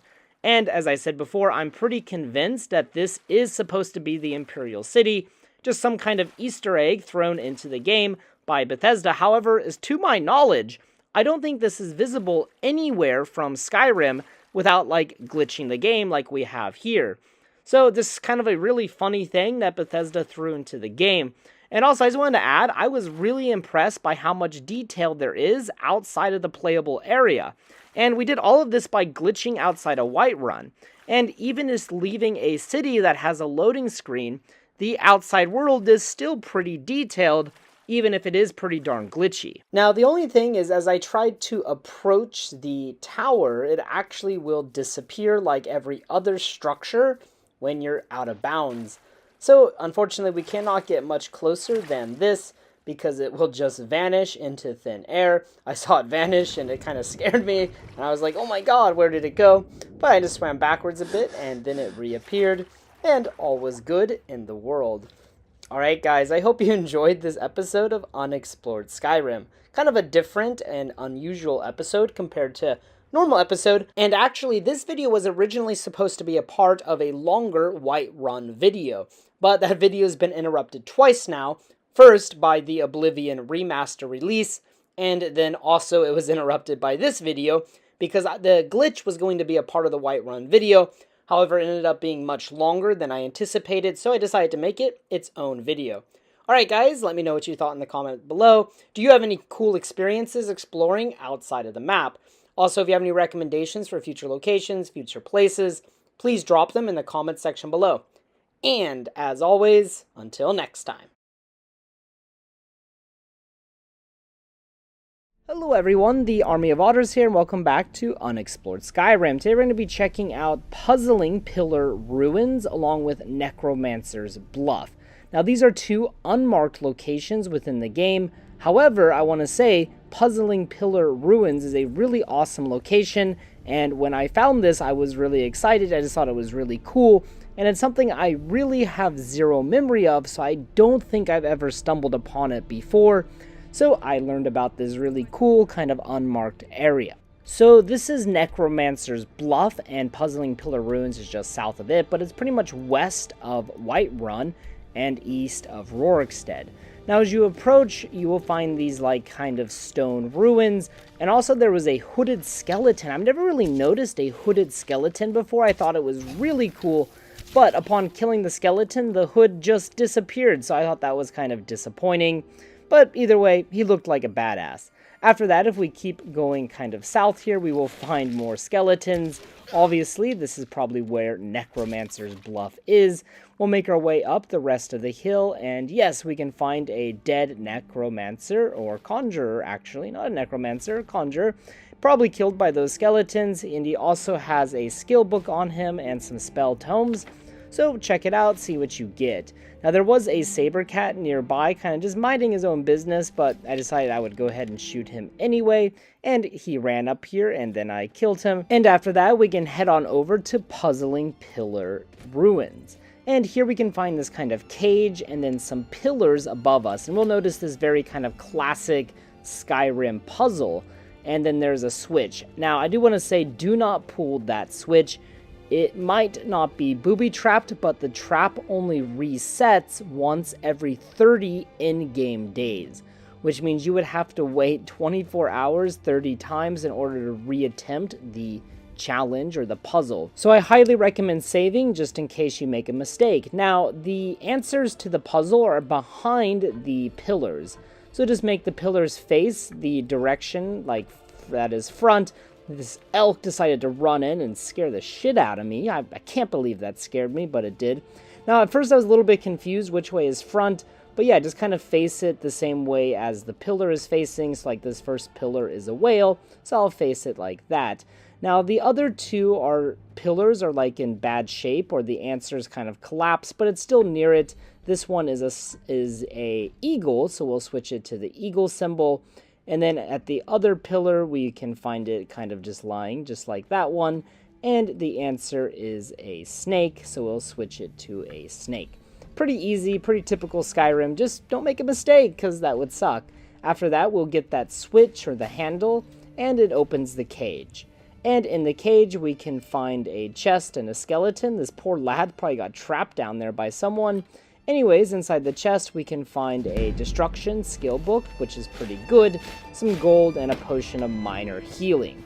But just in case you wanted, here's the precise location of Puzzling Pillar Ruins, kind of just north of Lake Ilinalta and west of Whiterun. Also, fun fact, this location used to be called Barley Dark Farm, and originally there was going to be a farm here, but it was cut from the game. But if you look at the local map, it still says Barley Dark Farm. Alright guys, I hope you enjoyed this much shorter version of Unexplored Skyrim. Sometimes these videos are an hour and a half long, like my Whiterun video, Sometimes they're like 4 minutes long, like this video.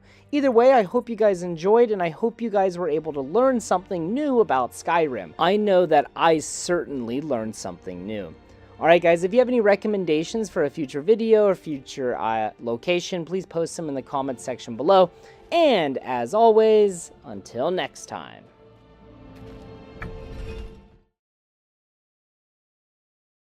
Hello everyone, the Army of Otters here, and welcome back to Unexplored Skyrim. Today we're going to be checking out Fort Greymoor, which is a medium-sized fort that is just west of Whiterun.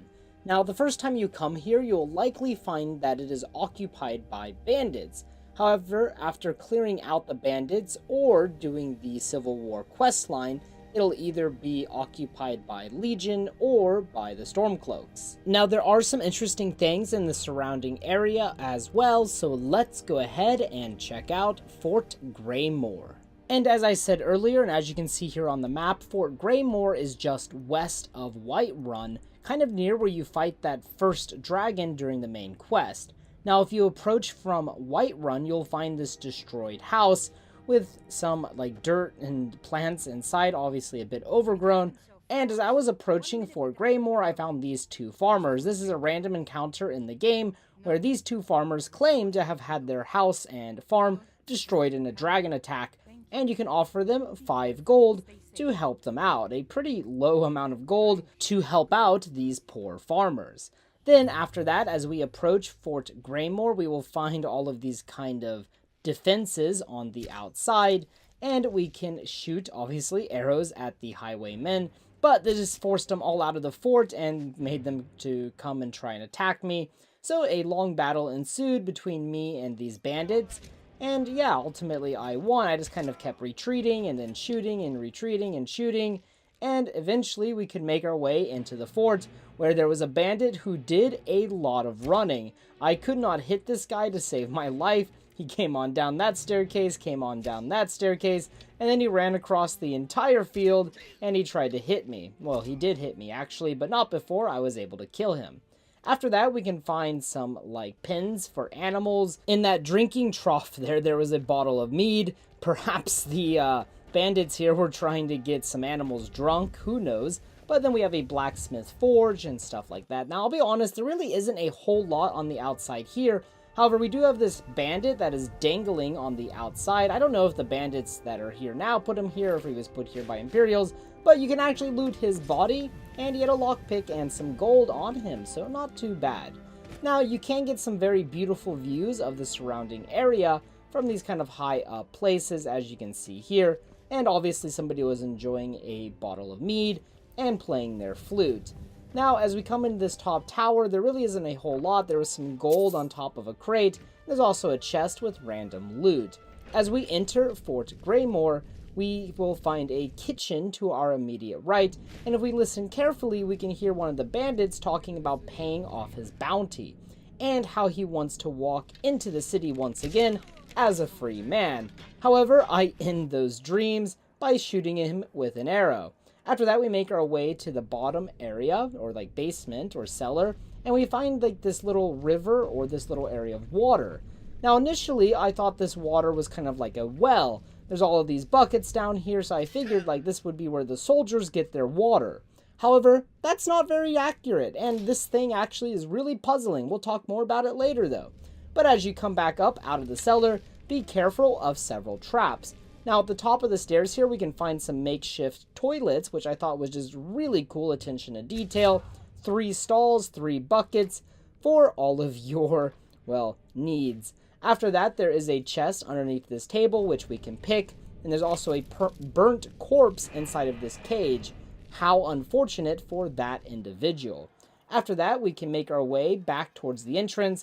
This time, we're going to take the left path, or the left path as we would have entered Fort Greymoor, and we can make our way upstairs, and here's where we can find all of the good loot for clearing out this place. There is some good gold and amber inside of that chest, and over here on this pedestal we can find a skill book, so make sure you pick that up.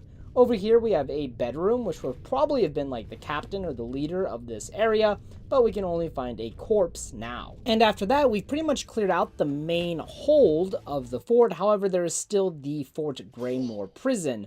Now do be careful if you go in through the main entrance, as there is a bear trap immediately as you enter. But we can pick this lock and find a dead bandit inside that had weapons on him, oddly enough. Seems like he could have easily have hurt someone. But after that, this door over here just takes us back to the main fort, or Fort Greymoor. And then there was a very stupid bandit outlaw who didn't see me until the very last second. We were very lucky indeed. Now after that, we can make our way downstairs, where we will find the actual prison area with several jail cells. Now down here we will find several locked jail cells and several that are not unlocked. However, there's really nothing of interest inside of these besides some dead prisoners. But we can find this bandit outlaw talking about somebody should have known she was lying, they never wait. Not sure who he's talking about, but as we turn the corner we find a very interesting scene. We have a bandit talking to a dead werewolf. Maybe this was some long lost lover or something, and maybe she turned into a werewolf and tried to kill him. Who knows what happened, but I just thought it was really funny and really amusing. Now next to this there is a chest which contains random loot. Nothing too great, but next to this is a cage that is an expert lock. After some troubles with the lock, I was able to pick it. However, there was really nothing that great within the cage. Now you can pick obviously these other locks for the XP. However, there's really nothing of note inside of any of these besides just dead prisoners. Like this dead high elf just had normal clothes, nothing that special. But yeah, worth noting. Now, as I came outside and was looking around, I noticed that there is a very large mountain kind of to the west of Fort Greymoor. Now, this mountain is where Swindler's Den is. Swindler's Den largely takes place underneath this mountain. But this mountain, as far as I'm aware, has no name. Maybe Swindler's Mountain or something like that. But I decided to go ahead and check it out because there's no locations really on this mountain. It's all unmarked. So I made my way up, and yeah, there's really not much here. However, about halfway on the mountain, I found out there is actually a transversable pass. You could easily walk through here. So obviously Bethesda built this kind of footpath through the mountain. But besides that, yeah, there's not really a whole lot here. It's just a mountain that kind of stands here and does nothing. I was able to climb my way up, just spamming Skyrim's jumping mechanics. And as I reached the top, I got some pretty impressive views of Fort Greymoor. But it's very, not steady up here. You just won't stand still. You will slowly slide down the mountain. So it was difficult to get a very beautiful and perfect shot, but some nice views nonetheless. Now, it is also worth mentioning that to the north of Fort Greymoor, there is a small bridge and a very big open field. And obviously, this is just west of Whiterun. You can see Whiterun off in the distance.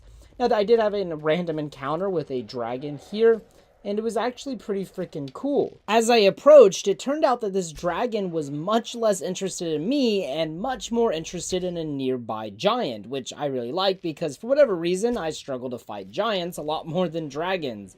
So these two fought each other and took down each other's health considerably. After that, the dragon landed near me, and the giant was pretty close to death, but he almost got me. He was running towards me.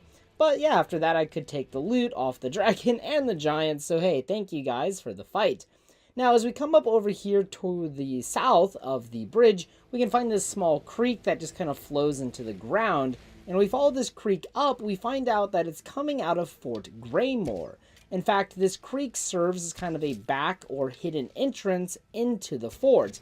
Now, there's some mud crabs that are just resting along the banks of this creek, but as we come up, we can find this small little pond, and also this little waterfall or creek, whatever you want to call it, and it's pouring out of this little entrance of Fort Greymoor. Of course, when we go into Fort Greymoor, we find that this is that little pool of water that I thought was a well earlier, but obviously it's not a well. Now, where is all that water coming from? I truthfully have no idea. It's just appearing out of thin air. Perhaps it's some kind of magic, or perhaps the guards are just using the toilet that often. Man, what are they eating? Anyways, I wanted to mention one last thing. At the beginning of the video, I said initially Fort Greymoor is inhabited by bandits, but after clearing out the bandits, it'll be replaced by Imperials, assuming you haven't started the Civil War quest. Of course, after you finish the Whiterun part of the quest, it'll either be inhabited by Imperials or Stormcloaks, regardless of what you did to the bandits. Now, I cleared out the bandits and I waited for days. I waited about 1 month in-game time, and the Imperials never showed up. I don't know why this is. I don't know if there's a random bandit just hanging around inside or something. I looked around, I tried to find them, but nothing happened. So if anyone knows why the Imperials won't show up, please let me know in the comment section below. Maybe it's just a weird glitch, maybe it'll change over time. Who knows, but it's not really a big deal. But it is worth noting the loot inside of the fort will change once the Imperials take over. So if there's anything you want inside of the fort, make sure you grab it before the Imperials get there, because then the loot will change. And finally, one more interesting thing about the Imperial soldiers that are here, it appears that they are highly incompetent. Once they are garrisoned within the fort, you can find notes around the fort which indicate a few things. One, there's friction between Agnes and the soldiers with regards to cleanliness, and also there's a note in the courtyard that talks about a friendly fire accident. So it definitely appears that not all is well at Fort Greymoor even after the bandits are gone. Alright guys, thank you so much for watching this episode of Unexplored Skyrim. I hope you enjoyed. If you have any recommendations for a future video or future location, please post it in the comment section below. And as always, until next time.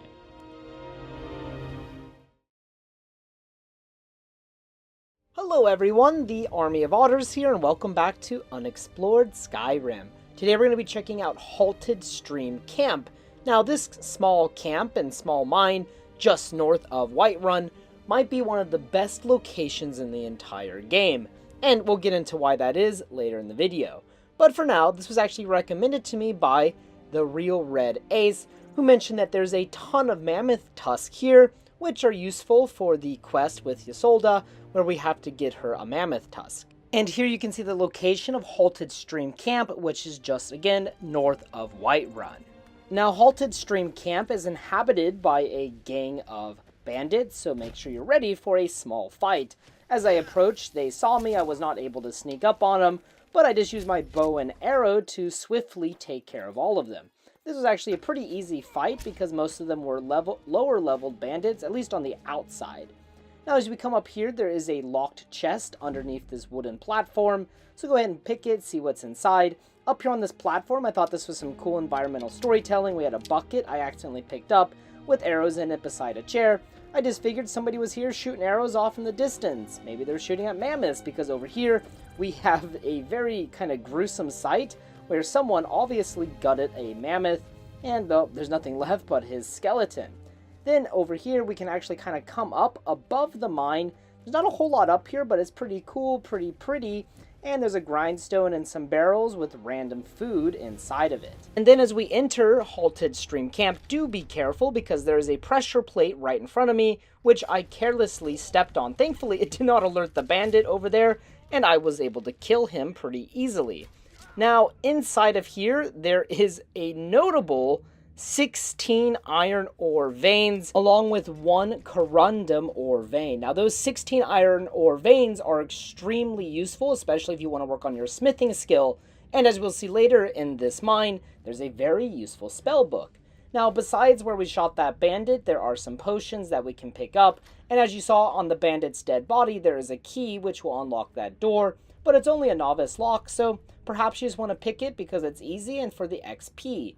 Now, if you sneak as you get closer to the main chamber of the mine, we can hear a conversation between the bandits. And they talk about needing a sharp axe to cut through all of the fat, so it sounds like they're carving up a mammoth.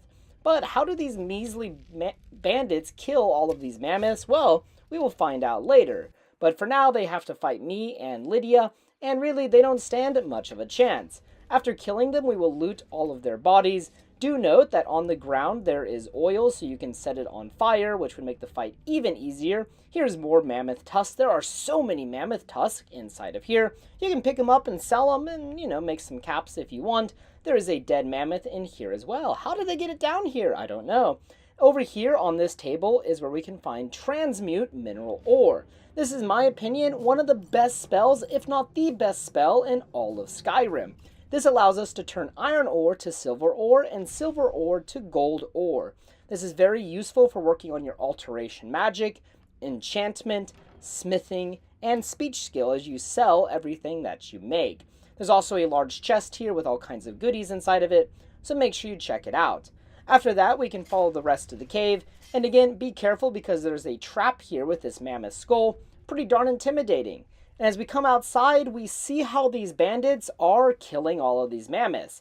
They're just luring them to this spike trap, and they're falling down. We can even see that there's a high elf here, and some poor elk and other creatures that have also met an unfortunate end.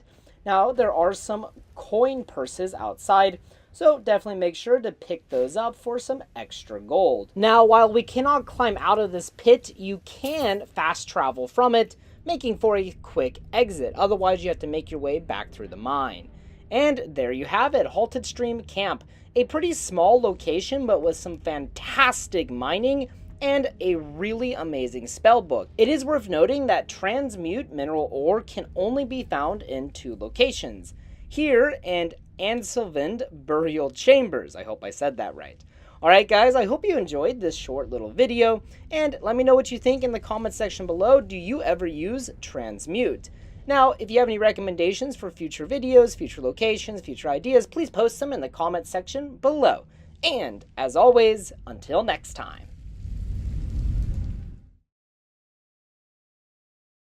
Hello everyone, the Army of Otters here, and welcome back to Unexplored Skyrim. Today we're checking out Sleeping Tree Camp, and it is a special treat indeed. Now, if you haven't ever found this location, you're in for a really amazing experience. This is a location that I have zero memory of, and honestly, I may have actually missed it, and it's very easy to miss because on the map it's just marked as another giant encampment on the map, but there is far more going on here than a simple giant encampment, so let's check it out. Now, Sleeping Tree Camp is located directly west of Whiterun, just southwest of Fort Greymoor. Now, the first time that you approach Sleeping Tree Camp, you'll notice that there is a tree growing out of the middle of it that kind of is this bluish / purplish color. And this tree definitely stands out from any other trees throughout Skyrim, so it's very special. Now, like I said, this is a giant camp, so there's going to be mammoths and a few giants in the surrounding area. So I went ahead and started attacking the mammoths, and I was able to kill them quite, well, not efficiently, but it took a long time, but I was able to kill them without much trouble. Now, at first I couldn't find the giants, but as I reapproached after fighting the mammoths, I did find the giants, and I was also able to kill the lone giant. However, I do have to say, upon replaying Skyrim for the bajillionth time, giants are much more difficult than I ever remembered. In fact, I fear giants a lot more than just a basic dragon. Take that for what it is worth. As we approach the camp, we find this very large fire, and then of course the sleeping tree that is surrounded by a pool of this kind of purple water. And when we harvest the sleeping tree, we'll get a bottle of sleeping tree sap, which will boost health by 100 points for 45 seconds. However, vision will become purple, distorted, and movement speed is decreased during this time. On top of this, we also have a lot of baskets of mammoth cheese surrounding the area, and a skeever over a fire that we can take for some charred skeever. And if we approach the small mountain, we can actually find a cave, Sleeping Tree Cave, and inside we will find another giant that we can swiftly deal with, thanks to our sneak ability and our archery skill, which are quickly rising, might I add. After killing the giant, we can then loot this area, and inside we can find more, well, mammoth cheese, and also we can find the body of Ulog. And Ulog seems to be a very poor soul who was hired by our good friend Ysolda back in Whiterun, and on his body we can find a note which reads, "Don't try to stiff me on this deal, Ulog. I can talk the Khajiit caravans into a better price than you'd be able to. And the guards are still looking for you after that little skooma incident. Just bring the sap to my stall in Whiterun like we discussed." Ysolda. After that, there is a leveled chest which we can loot for random loot. Now, upon reading this note, we learn a few things. One, Ysolda is very interested in this sleepy tree, and also Ysolda is willing to overlook minor transgressions for a profit. It's very useful to know for a, well, maybe future video. Now, before going to Whiterun to confront Ysolda about this note, I decided to look around the surrounding area, but truthfully, there's not a whole lot. It's just a wide open field. So as we go back to Ysolda back in Whiterun, she offers some very interesting ideas about the origin of the sleeping tree. So Ulag didn't make it past those giants then. More's the pity. If you found any of the sap, I'd be willing to pay you the same cut I offered him. Better price than you're likely to find otherwise. How the tree came to grow there is a bit of a mystery. Some say that when Vvardenfell erupted, a piece was blown to the middle of Skyrim and from the crater grew the tree. I've also heard that it was a spore that fell from an island floating in the sky, but that just sounds like nonsense. All I know is that the sap makes you feel as healthy as a cave troll, but slow as a drunk horker. And that it fetches good coin. So after this, we learn that the sap of the sleeping tree, well, it fetches good coin, and it's kind of like a drug in many ways. And for every bottle of sleeping tree sap that we sell Ysolda, she'll give us 150 gold, which isn't that bad of a deal. It's a pretty easy way to make a profit. Now, as Ysolda said, there are two ways in which the tree might have come to be. One is that people believe Red Mountain erupted, a piece of it landed here, leaving a crater, and then the tree grew. The other reason is that some people believe that a spore fell from a floating island in the sky. And if this is the case, then the tree is one of the many types of his trees found on Umbriel, which are different from his trees found in the Black Marsh. Either way, we have a very beautiful location, which is host to the sleeping tree. Who knows why it's here, how it got here, but we have some very interesting storytelling behind this location. Now, when you come here, you might accidentally dislodge the spigot out of the tree, and if that happens, don't worry too much, because you can come back after 1 month of game time, and the spigot will be back inside of the tree, and you can begin harvesting the tree sap again. Of course, during your fight with the giants or the mammoths in the area, you might accidentally dislodge the spigot, so be careful, try to draw away any enemies away from this area, that way that doesn't happen to you. Now, Sleeping Tree Camp adds a lot to Ysolda's character that I never realized existed before I started exploring the game more in depth. Alright, I hope you guys enjoyed this video. I hope you learned something about Sleeping Tree Camp. This is a truly beautiful, truly amazing, and a really amazing location for world building. Adds a lot of lore and storytelling to the game. What do you guys think? Let me know below. As always, if you guys have any recommendations for future videos, future ideas, please post them in the comment section below. And as always, until next time.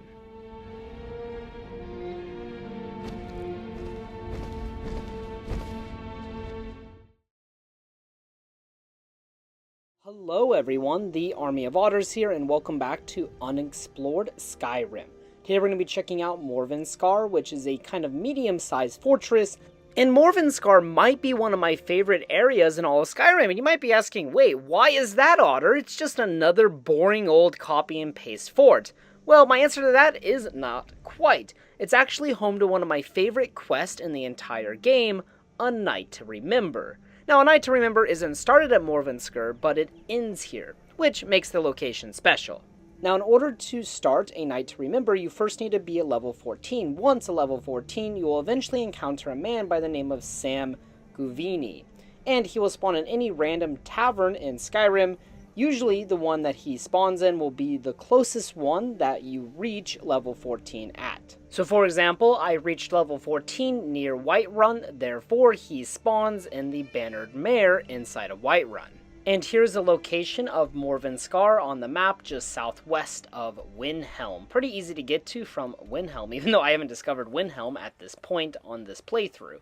Now, as we can see here, we are now in Whiterun, and we're going to the Bannered Mare in order to talk to our good friend Sam.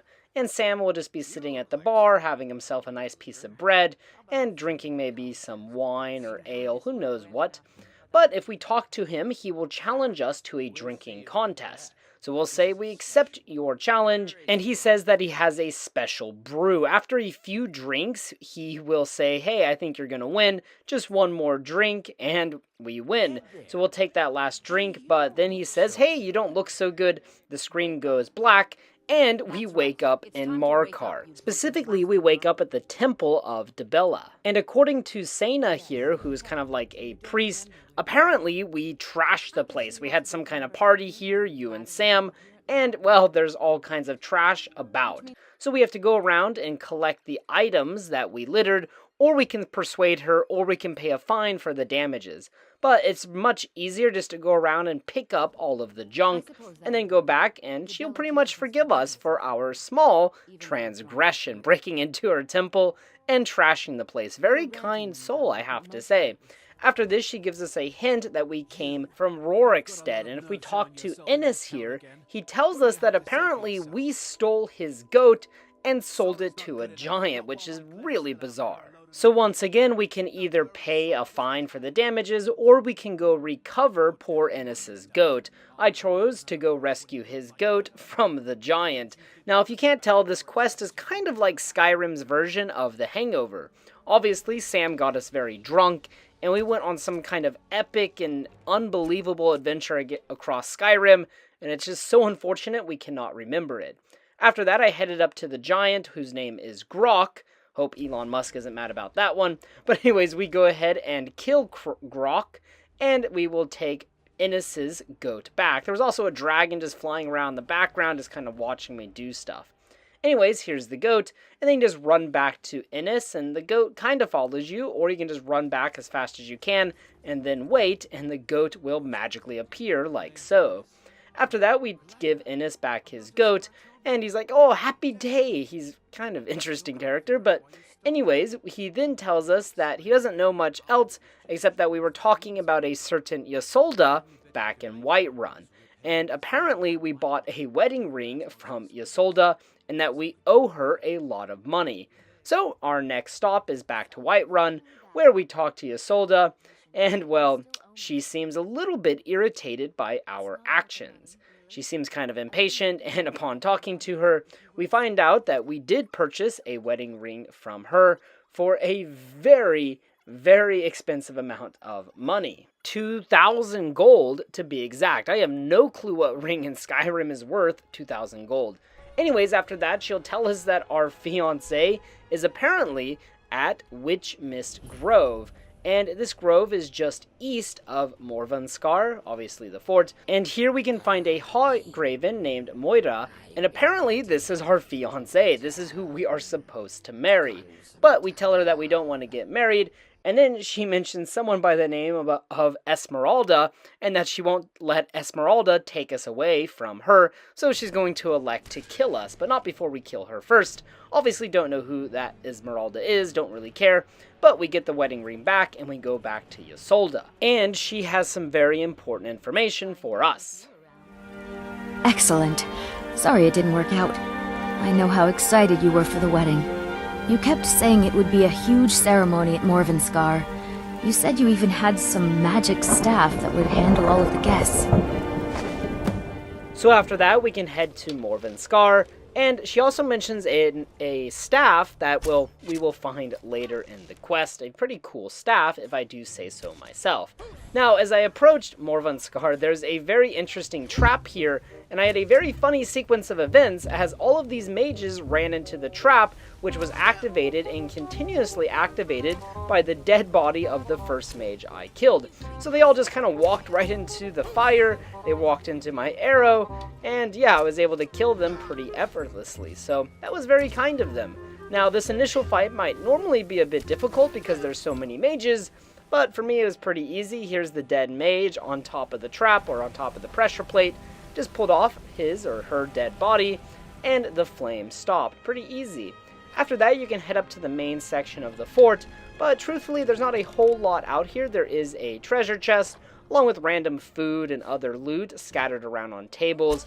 There was also another mage up on top here, but not too much. After that, we can enter Morvunskar, and if you're quiet, we can hear a very interesting conversation. All day and night, and what do I do? You I work the work forge. Why do they need me to do this? We use magic, weapons. I swear, they're making me do this for a laugh. At least I'm not dealing with prisoners down below. Yeah, I don't know how I feel about what goes on down there. I bet Naris gets a kick out of it. Nasty fella he is. You'd better quiet down before you end up there. Then I'd have to work the forge.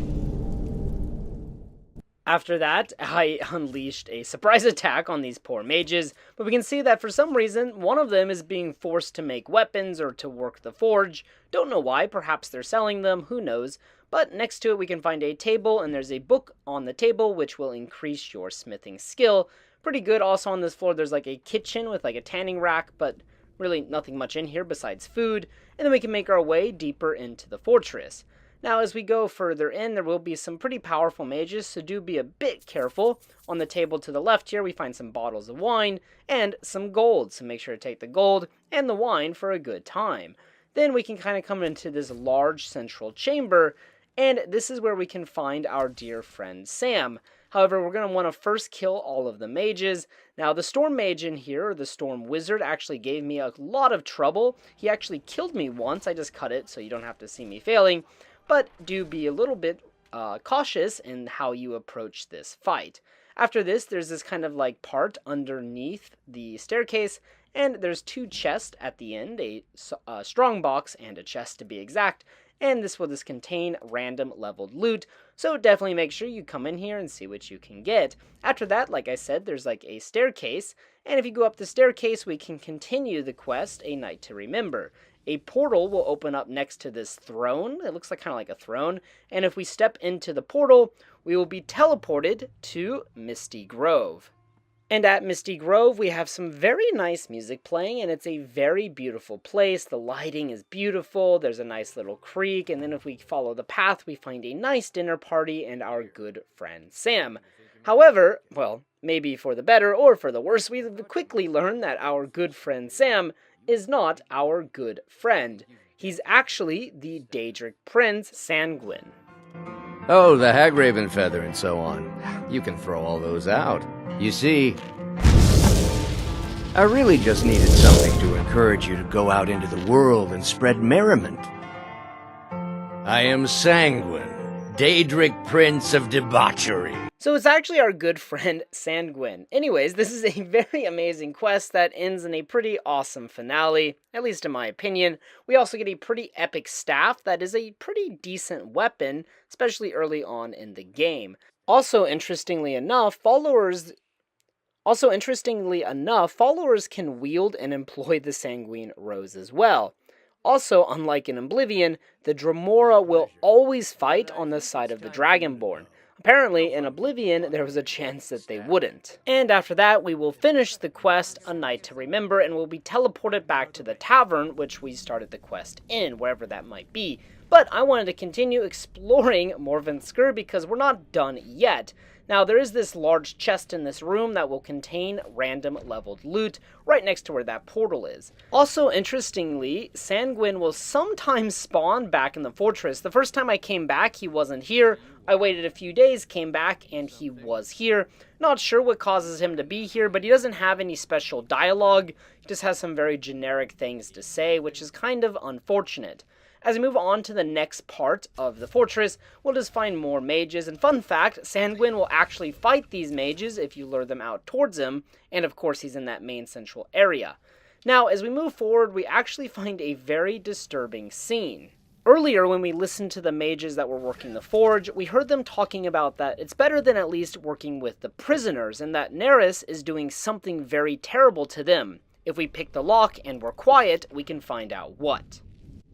Ah, the sweet smell of burnt flesh. Nothing better, really. They die too quickly. Maybe I'll try and hold off on the paralysis next time. Give me more of a moving target. Good practice. So we learned that Naris here definitely earned the name Naris the Wicked. He is very wicked indeed, obviously torturing prisoners as they burn to death. Now, on his dead body, there'll be random loot. There's also a chest next to the prison we can loot, and there's also a book which will increase our destruction skill. So, all in all, pretty good loot. And then inside we can see the walls covered in blood, along with 5 burnt corpses. There's a lever over here by this cage which will open the prison, and then we can come loot the corpses, but the only thing they ever really have is gold. After that, I wanted to point out there is a small, bedroom with random books and stuff, and it also has an enchanting table inside of it.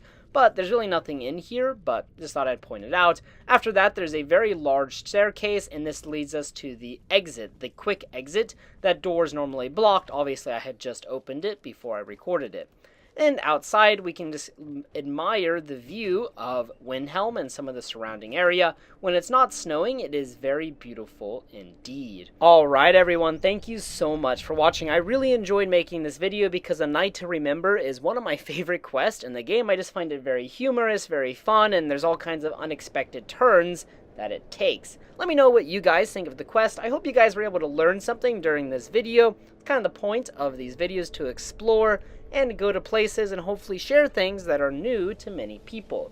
If you guys have any recommendations for future locations, future ideas, future videos, please post them in the comment section below. And as always, until next time. Hello everyone, the Army of Otters here, and welcome back to Unexplored Skyrim. Today we're going to be checking out the small settlement of Rorikstead. Now this was recommended to me a long time ago by Vicus Idiot, so here we are. Rorikstead is a small town just west of Whiterun, and it has a few houses, a few families living here, tending to the land. They are pretty much all humble farmers. But while Rorikstead might appear innocent enough at first glance, there might be something darker happening underneath the surface. So let's go ahead and jump into Rorikstead. Now, Rorikstead, like I said, is just west of Whiterun, kind of to the northwest. And it's pretty easy to get. You can just follow a path straight here. Now, I did want to mention that its location is in these rolling plains. There are some small hills. It's obviously not perfectly flat, but as far as Skyrim goes, this area is pretty darn flat. So it just sits out here in the middle of nowhere, really. Just a small farming community. And there are obviously Whiterun guards here because, well, it is Whiterun Hold. Now, while Rorikstead doesn't truthfully have a lot going on, they are but humble farmers, and there's obviously a lot of crops here. One of my favorite companions in all of Skyrim can be found here, and his name is Eric.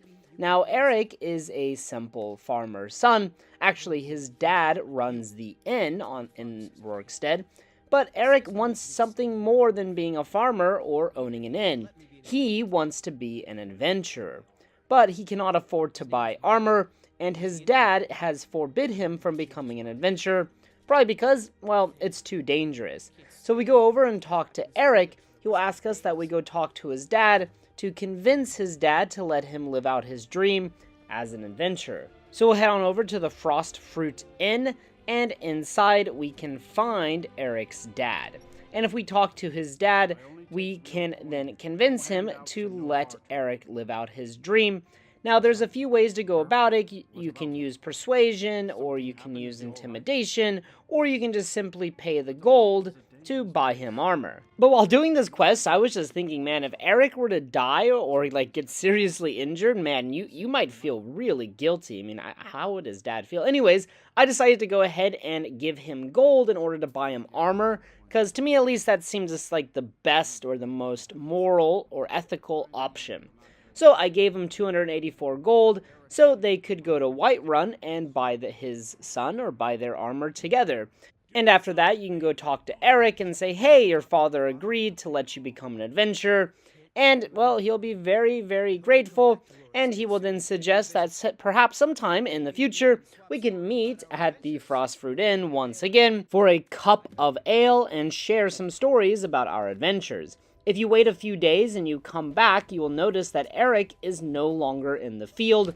And if we go to the Frost Fruit Inn, we will find him inside in his armor, and his name is now Eric the Slayer. Now, Eric's character is actually a tribute to a real-life Elder Scrolls player, Eric West, whose internet alias was Emok the Slayer, hence the name Eric the Slayer. Now, he actually got to visit Bethesda's headquarters during Skyrim's development, and Bethesda was so impressed with his knowledge of Oblivion and Elder Scrolls lore that they gave him an in-depth tour of Bethesda Studios, and they decided to name a character after him in his honor. Now, very unfortunately though, Eric died of cancer 6 months before the release of Skyrim, so he never got to play Skyrim, which is quite tragic, a franchise he obviously cared a lot about and loved. But Eric West has in many ways now been immortalized by Skyrim since his character or his persona is in the game. And with that, I'll happily bring along Eric for some of my adventures in Skyrim. So, let's go, old pal. Now, I wanted to talk about some of the darker potential things going on in Rorikstead, or at least the online conspiracies surrounding this place. Now, over here is Limkel, he's just an old, grumpy man, but the main guy of interest is this man, Joan Manette. Now, Joan here is a Breton, and you can question him about what he's doing in a small place like Rorikstead, but he's actually friends with the leader of Rorikstead, whose name was, well, guess it, Rorik. But he does have some very interesting commentary about the state of Rorikstead, or at least what it used to be like. Secret? What makes you think there's a secret? There are no secrets here, my curious friend. Our prosperity is simply the result of hard work, good fortune, and the blessings of the gods. So, according to Joan, there is no secret to how their infertile lands became fertile. Now, if you talk to Rorik, his dialogue's a bit strange. He actually tells you to talk to Joan because he's not a people person. But one questions then, how did he become such a successful leader? Anyways, if you press him further, you can learn about his role during the Great War against the Aldmeri Dominion, and that he was injured, and that Joan healed him, which is how they became friends. And then Rorik will also comment about the infertile land early on in Rorikstead's history. Yes, that's right. Look around you. Most of the lands you see are mine. Most of this I purchased while my comrades were fighting in the south, helping the Empire against the Aldmeri Dominion. Back then, nothing would grow here, and so the land was worthless. Now, thanks to the hard work and the gods' blessings, our farms prosper. So everyone just keeps saying the gods' blessing and hard work, this is why our land is fertile. However, there might be something darker going on here, as several people on the internet have pointed out. If we break into Rorik's house, which is where Rorik, his daughter, and Joan live together, all three of them, that's a bit odd. But anyways, we can find like this bar area, which is pretty bizarre for a house. Obviously, they're having some fun. And we have a chest you can steal from, but really there's nothing special, just out in the open. But next to the wardrobe, there is a lute, so perhaps someone can play music, enjoy the night. And then underneath the bar is the spirit of the Daedra, a Daedric book. And this is where online conspiracy theories start to go, well, crazy. You will also notice that under the bar, oddly, there is a soul gem. So a lot of people believe that they are using Daedra or some kind of dark magic in order to make these fields fertile. And there's a lot of concentrated attention on Joan. And there are interesting things going on here. So obviously we have the Daedric book that is kind of hidden, and we also have a soul gem in Rorik's house. A soul gem is kind of a weird possession for simple farmers. And also they have a lute, so obviously they are talented musicians perhaps, so these farmers are extremely talented. And many people online believe Joan is using Daedric worship in order to make Rorikstead so prosperous.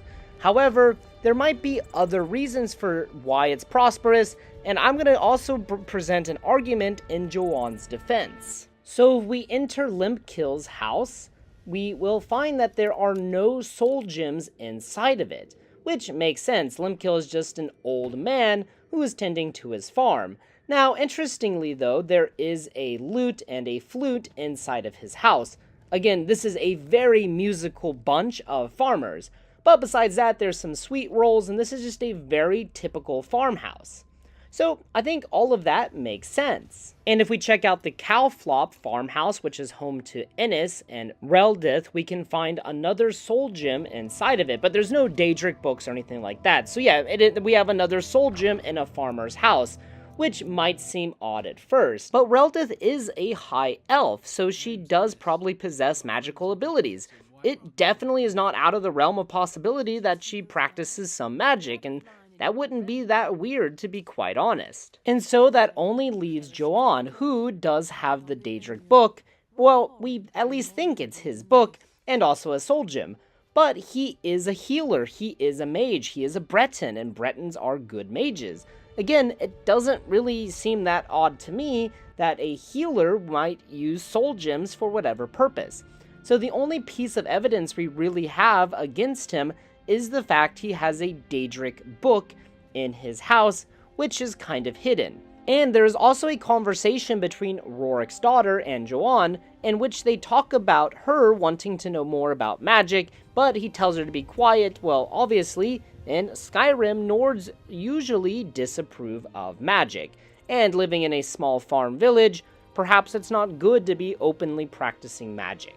Now, I have seen a lot of people online say that there's a lot of cut content in Rorikstead, and while that might be true, I cannot actually find any evidence of that. As far as going into the game's files and stuff, there isn't a whole lot, and even the cutting room floor mod for Skyrim doesn't really add anything to Rorikstead.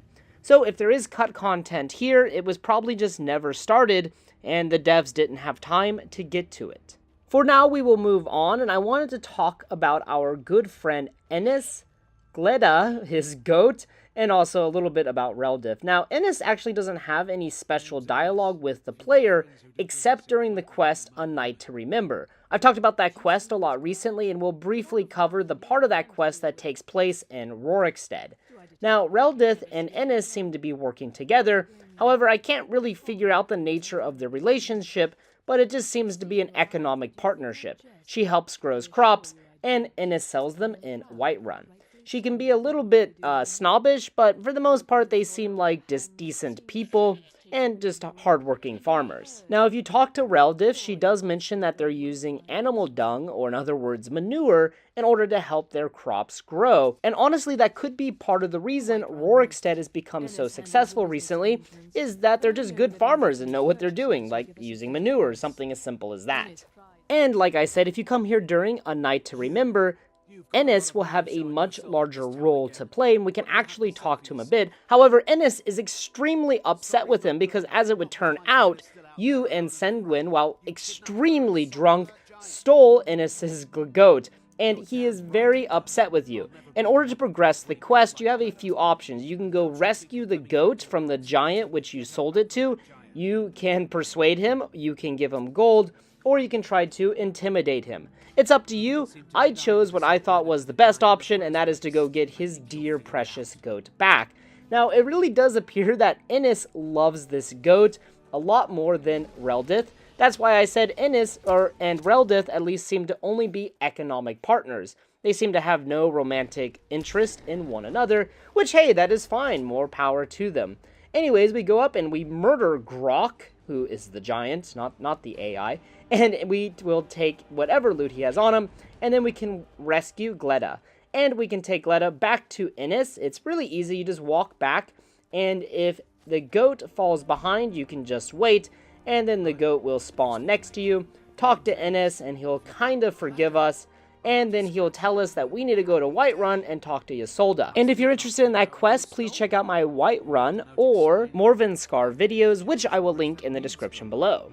And if we head up the cliff here and just go a bit west of Rorikstead, we can find the Rorikstead Dragon Burial Mound. Now, this burial mound will open during Act 2, and if you visit this location before Elder Knowledge begins, you can actually witness Alduin summoning or resurrecting, I think I'm going to pronounce this wrong, Nahagliv, which is one of the few named dragons in the game. However, despite being named, Nahagliv has no purpose to the main story, besides just fighting another dragon. And if we head further south, we will eventually find Serpent's Bluff Redoubt.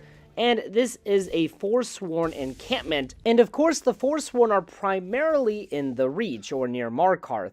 However, this is right on the border of the Reach and Whiterun holds, and the Forsworn are actually using this encampment to stop their enemies from retreating to Whiterun. So it serves kind of as a defensive and offensive measure against their enemies. Now, as we approach, we would just find this small little camp, and there's various loot around, like gold and stuff like that. There's also a forge, which you could obviously use if you wanted to. And inside of these tents, there is stuff like potions, and in one of them there is a locked chest, which I missed my first time around. As you can see, it's night now. Doesn't matter, here is the chest, you can pick it, and it'll just have random loot inside of it. Now, as we make our way further up the camp, there will be some more Forsworn coming out of these old ruins. And Serpent's Bluff ruins appear to be some kind of old fortress or some kind of old castle or watchtower, not sure what it is, but now it acts as a kind of dungeon. And if we come over to this table, we can find a map of Skyrim, and there is a dagger through Markarth. Obviously, the Forsworn are just kind of marking their territory or showing what they control. But besides that, there isn't anything else on that table, but inside of this tent, we can find a very interesting Forsworn note, which reads, "The Matriarch grows wary of your hesitation. Our people control the entire eastern slope of the Reach, all save Sungard. Take it, and the invaders will be cut off from all retreat. But we must move now, while its defenses are still weak. Summon the tribes. Do what you must. But if you do not act, we shall find someone who will." And Sungard is a fortress not too far from here, but a topic for another day. But obviously we can see that Sungard is of interest to the Forsworn. Then we can climb up the stairs and we find the entrance to the Serpent's Bluff ruins, and it's just kind of covered with blood and all kinds of animal corpses. Obviously the work of some Forsworn and Hagravens. Now, if you come inside, do be quiet, because you can actually pretty easily kill everyone in here if you're just sneaking around with a bow. However, do be careful of various traps inside. As you can see there was a pressure plate which would activate some spikes, and there's more traps as we move forward. Now, across from me, I could make out the figure of a Forsworn in a chair, and one arrow sneaking is all it took. From here, I could snipe these Forsworn and a Hagraven from across the room. Just sneaking, it was pretty freaking easy. However, the Hagraven did have more health than the Forsworn or her Forsworn servants, but we were able to kill her because she had no clue where we were. So, pretty easy. After that, I activated this trap because, well, I made a mistake. I'm not very smart. But be careful of that little door there. Obviously, if you have a companion with you, be careful because they might accidentally activate some traps as well. As we make our way down, there's another trap, and the walls are just coated with blood. Freaking disgusting. But there is this locked door as you enter this kind of main room. Make sure you pick it, and if you go to the back, there will be a chest which contains random loot. So, as always in Skyrim, just look around, see what you can find. Always some kind of loot hiding around the corner. Up top, we can find this spell tome, which will probably be random depending on your level. And then we find this barricaded door. However, you'll notice that there's no lever or no chain to open it. That's because we have to use this pressure plate on the table to open it. Who would have thought the one pressure plate that doesn't try to kill you, but just put an object, any object on the plate, and the gate at the top will open. Inside of this room, we can find an enchanting table. There's also an enchanting skill book on the enchanting table, so make sure you pick that up.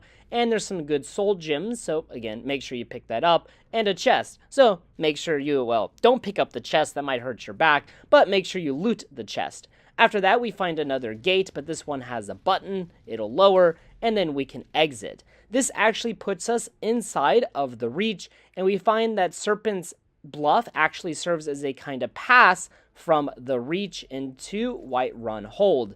So, pretty interesting, kind of secretive, and obviously probably useful for the Forsworn. And then here on the world map, you can see the location and relative to Rorikstead. Now, heading back to Rorikstead, there is more of interest surrounding the town. If we head north along the path, eventually you'll see the path actually diverges a little bit after we kill that wolf, and you'll come up on this small cabin. There's going to be several skeevers running out from the cabin, so make sure you kill them. I actually hate skeevers because you can easily get a disease from them, so do be careful, make sure you kill them. And like that, Lydia's big help. And as we approach, we learn that this is Lund's hut. And if we enter Lund's hut, well, we will find a very disturbing scene. Immediately as we enter, you will be attacked by some skeevers. I tried to push them away. I also kind of destroyed the house, but whatever. And we will find Lund dead on his bed, which is very unfortunate. But it's fortunate for us because that means we can take everything inside of his hut. However, also unfortunately, he doesn't really have that much of interest. Now, at first glance, it appears that Lund was killed by some skeevers. Also, above the fireplace, there is a skeever head. There's some hunting brew mead inside, so we'll take that. The second biggest meadery in all of Skyrim. And obviously the cooking area, and then there's the skeever mount on the wall, possibly alluding to his death. However, perhaps the skeevers did not kill him, and the reason I say that, if you come here with a spectral assassin, it initiates a special dialogue, which he will say, "I can smell murder in the air," which makes it sound like that he was actually murdered, which makes me think two possible things. Perhaps Lund was murdered by someone in Rorikstead or just someone in the surrounding area, and they maybe released skeevers here to try and cover up the murder, or he was murdered and the skeevers just showed up later. Since there was no activity at this area, the skeevers just moved on in. Or he was just murdered by skeevers. Either way, it creates a very dark and very tragic scene. And if you turn around, you will actually find a very beautiful view, so you can understand why Lund wanted to settle here. I would want to settle here too. But obviously, for whatever reason, it was just not meant to be. But if we head on back towards Rorikstead and we go to the north of Rorikstead up on this little mountain, we can find some interesting loot and kind of an Easter egg. So just come on up this mountain, which is directly overlooking Rorikstead, and we can find this shrine of Akatosh next to some ruins or pillars sticking out of the ground. On the ground, we can find a book called Kalb and Dragon, and this is actually a choose-your-own-adventure book. It's kind of interesting, and it kind of serves as an Easter egg. Obviously, we're playing an RPG, a role-playing game, where we can largely choose our own adventure. Also worth noting, this book can be given as a gift to your child, so perhaps you want to brighten their day by giving them a fun storybook, because obviously, well, they don't have video games, so I guess that's the next best thing. And there's also a dragon scale on the ground. Not sure how it got there, but it is there, so make sure you pick it up. And then we can see the very small town of Rorikstead. And then if we head on over to the northern part, or like northeast, we can find a giant camp called Talking Stone Camp. And this is actually kind of in between Morthal and Rorikstead. But I thought I'd go ahead and cover it because, well, it's very easy to access from Rorikstead. Inside of the camp, we can find a lone giant. There's also another giant just down the cliff that is hoarding some mammoth. So we'll show that later, but for now, we're going to kill this giant and head on over to the giant camp. Now, truthfully, there isn't a whole lot inside of the giant camp, but like every giant camp in the game, there is a chest which will contain leveled loot that is usually pretty darn decent. There's usually always a decent amount of gold, maybe some jewels, weapons, and potions, stuff like that. So take a look, see what you got, and this is what I got at like level 25 about. And then I went to the east and I found this really nice, beautiful valley and a creek. And then I could see two mammoths pretty much being herded by this giant. So I started shooting them with arrows from above, which proved to be very effective because they didn't really know how to react because they couldn't reach me. They just kind of stood still, and then a really bizarre thing happened. That mammoth to your left just kind of ran over there, and I found out he was attacking bandits. As you'll see there, the bandits just killed him. The bandits ran towards this mammoth, where the mammoth promptly killed them very quickly. And then we killed the mammoth. But yeah, I just thought this was a really bizarre and funny encounter because these bandits managed to kill the weakened mammoth, but then they just got absolutely destroyed by the other mammoth. Big rip. And then I killed the last bandit. Also from up here, I was able to snipe the giant from afar. I felt pretty darn good about this shot because the giant was trying to run away. Because, well, he couldn't reach me with his big club. Obviously, he doesn't have any ranged weapons. After that, I decided to kind of check out the river, and I found a very interesting thing that would be pretty easy to miss, obviously. In the middle of the river here, kind of this weird area where we have water pouring in. There's also some mud crabs in this area, so do be careful. But there's a dead alchemist on the middle of this small little island at this point in the river. Don't know what happened. I couldn't find any story or anything why he is here. Maybe he was trapped. I would like to believe that he was trapped here by the mud crabs and he just couldn't escape and he starved to death. But who knows what actually happened? That's just my imagination. Also, back towards the giant camp, there is this little cave with a waterfall, and inside of this cave there's a steel helmet and then a locked chest underneath the water. I just thought it was really cool, really easy to miss, and I just thought it felt really kind of cozy and tucked away. Perhaps some adventurer left his helmet and some good loot there long ago. Who knows why it's there though, besides, Todd Howard likes putting stuff under waterfalls. Alright everyone, thank you so much for watching this video of Rorikstead. What is your opinion of Rorikstead? What do you think? Do you think there's some darker secrets going on here, or are there explanations for the soul gems in the Daedric book inside of Rorik's house? Please let me know in the comments section below. As always guys, thank you so much for watching. If you have any recommendations for future videos or future ideas, please post them in the comments section below. And as always, until next time. Fort Sungard sits on the border of Whiterun Hold and the Reach. It's a very strategic location because it controls access to not only the small farming village of Rorikstead, but it also has access to 2 major roads. So if you want to conduct trade from Whiterun to Falkreath or Markarth, you will have to probably pass by this fort. At least it would make things a lot easier for trade. And the fort itself sits atop this mountain, which means it is very easy to defend. Hello everyone, the Army of Otters here, and welcome back to Unexplored Skyrim. Today we're going to be checking out Fort Sungard, which is a very interesting fort, I think, in Skyrim. It kind of almost could act as a small town or small settlement because of all of the facilities it has, and it's a very large fort, I must say. But despite what I just said in its strategic location, Fort Sungard has fallen into a state of disrepair, and the first time you come here, it'll be occupied by Forsworn. However, Eric the Slayer gives us some hint as to why so many forts across Skyrim are in such poor condition. The Jarls never want to pay to keep their forts. They just keep slipping further into ruin. So according to Eric, at least, it appears that greed is part of the reason why Skyrim's forts are in such bad condition. So according to Eric the Slayer, greed is at least one of the reasons the forts are in such poor condition. Of course, there could be a plethora of other reasons, but it is an interesting idea nonetheless. And with that, let's go ahead and check out Fort Sungard. As I said, Fort Sungard sits on the border of the Reach and Whiterun Hold. Technically, it is in the Reach, however, it's again right on the border and it provides important access to both. Also, it is just south of Rorikstead, and that is the direction from which I approached. And you will see the fort sitting up on this mountaintop from the south, and as you approach, the Forsworn will likely see you. They saw my companion, Eric the Slayer, as we approached. But, not too difficult actually to kill these Forsworn compared to some of the other enemies I fought at this time.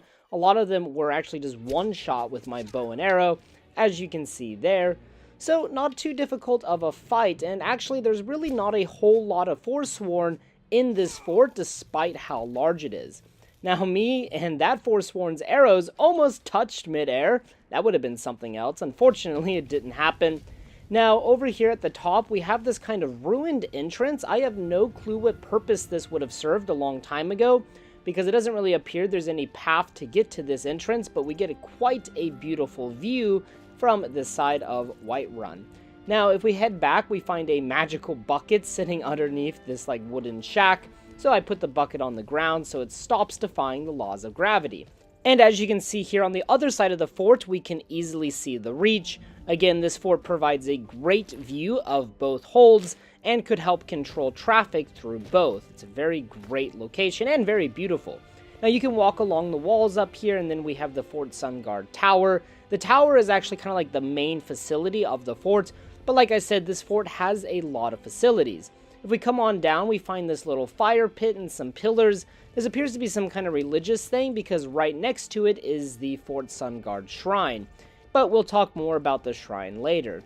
And if we move over here, below us, that door led to the barracks. But if you just walk along the walls, you can get some very beautiful views of the surrounding area.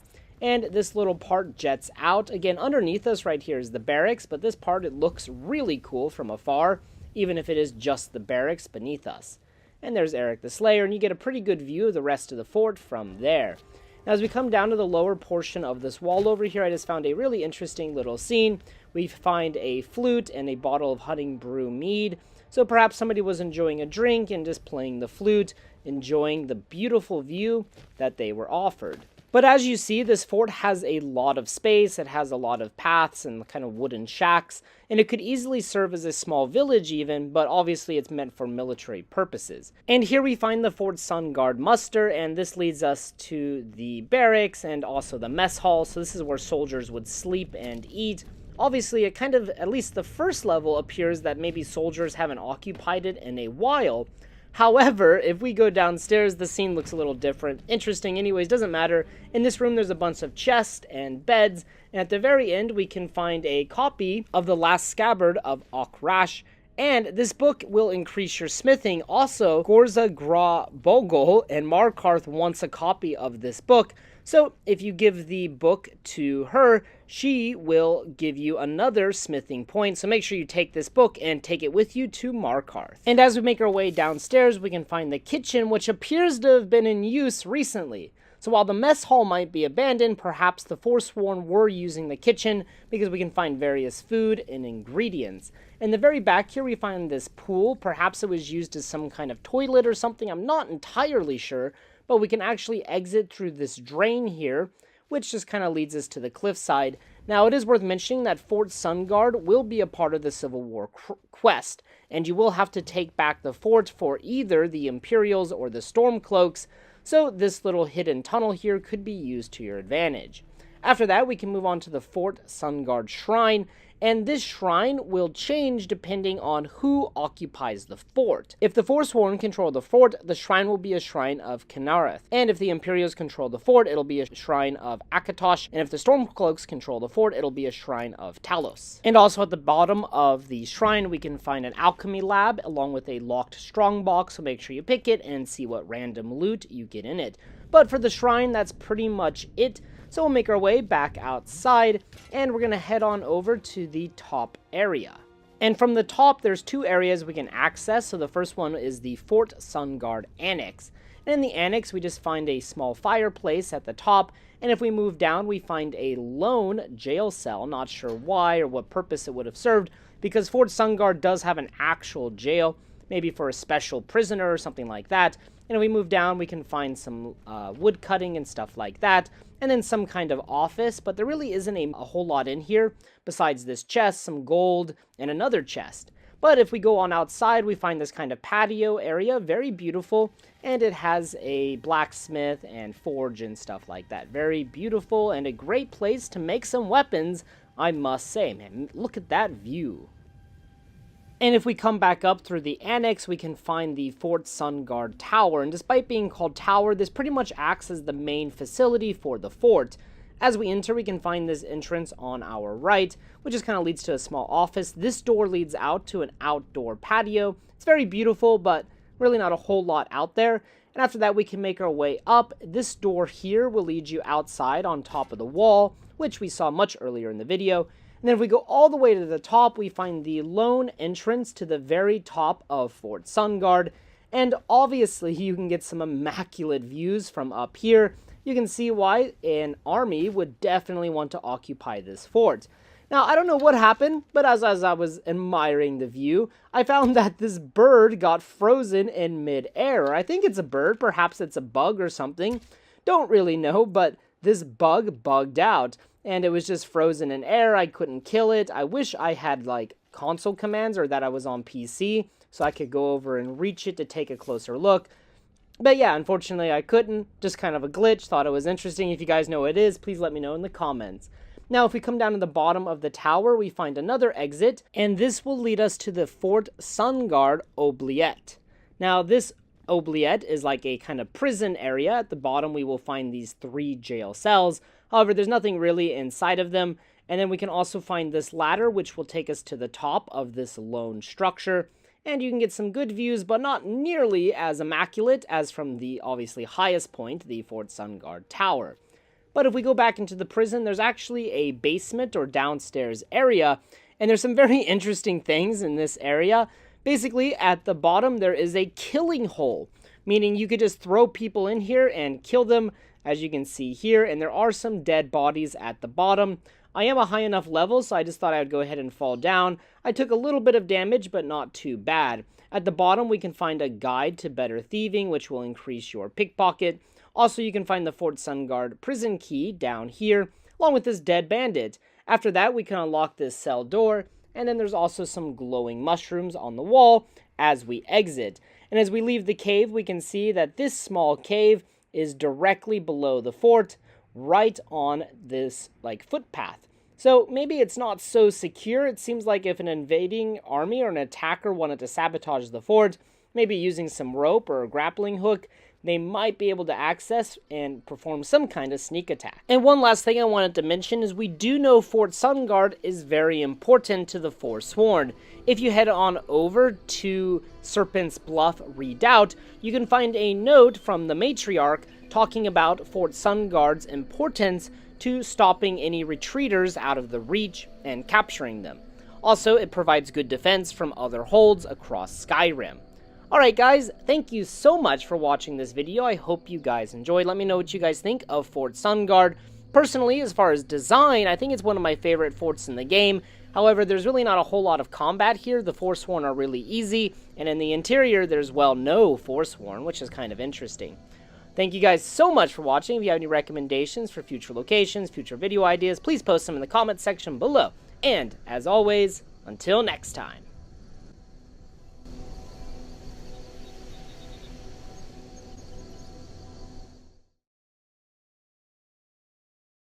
Hello everyone, the Army of Otters here, and welcome back to Unexplored Skyrim. Today we're going to be checking out Silent Moon's camp. Now, this is a bandit settlement just northwest of Whiterun. However, it is not just any old bandit camp, it's actually some old Nordic ruins, and it has a very interesting forge, so let's waste no more time and let's check it out.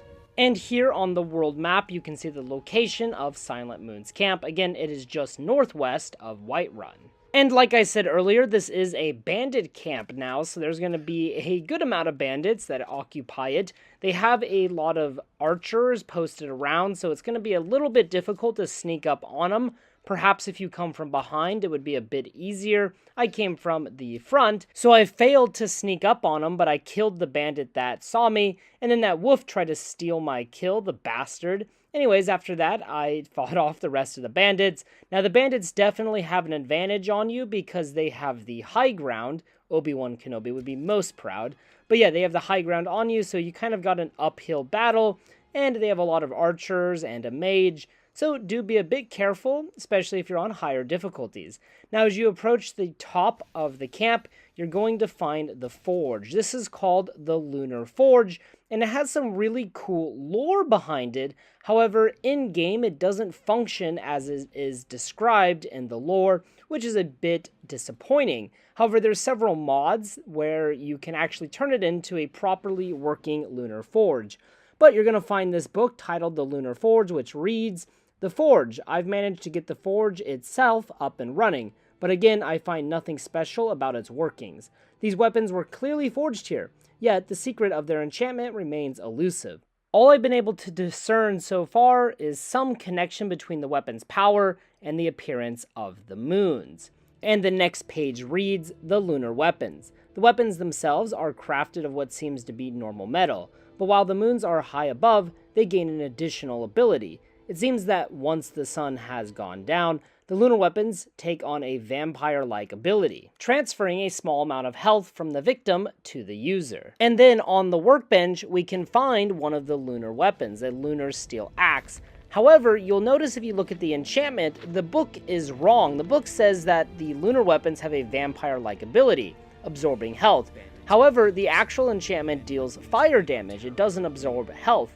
Don't know if it was intentionally made that way or just a small oversight. And reportedly, the Lunar Forge should be able to craft lunar weapons when the 2 moons are full. However, it doesn't actually work in-game, which is very disappointing, and also the enchantment seems to be wrong. Again, I don't know if that was intentional or what happened, but anyways, there are still several lunar weapons we can pick up, like this lunar steel sword on the grindstone. Also, there's a chest with random leveled loot, and then of course we have the lunar forge, but it's just a typical Skyrim forge. Now if we come on back down, we can actually go inside of Silvermoon's camp, and inside we actually find a pretty cozy scene. We have this table over here with some dishes on it, and we have this kind of cabinet with ale and other stuff.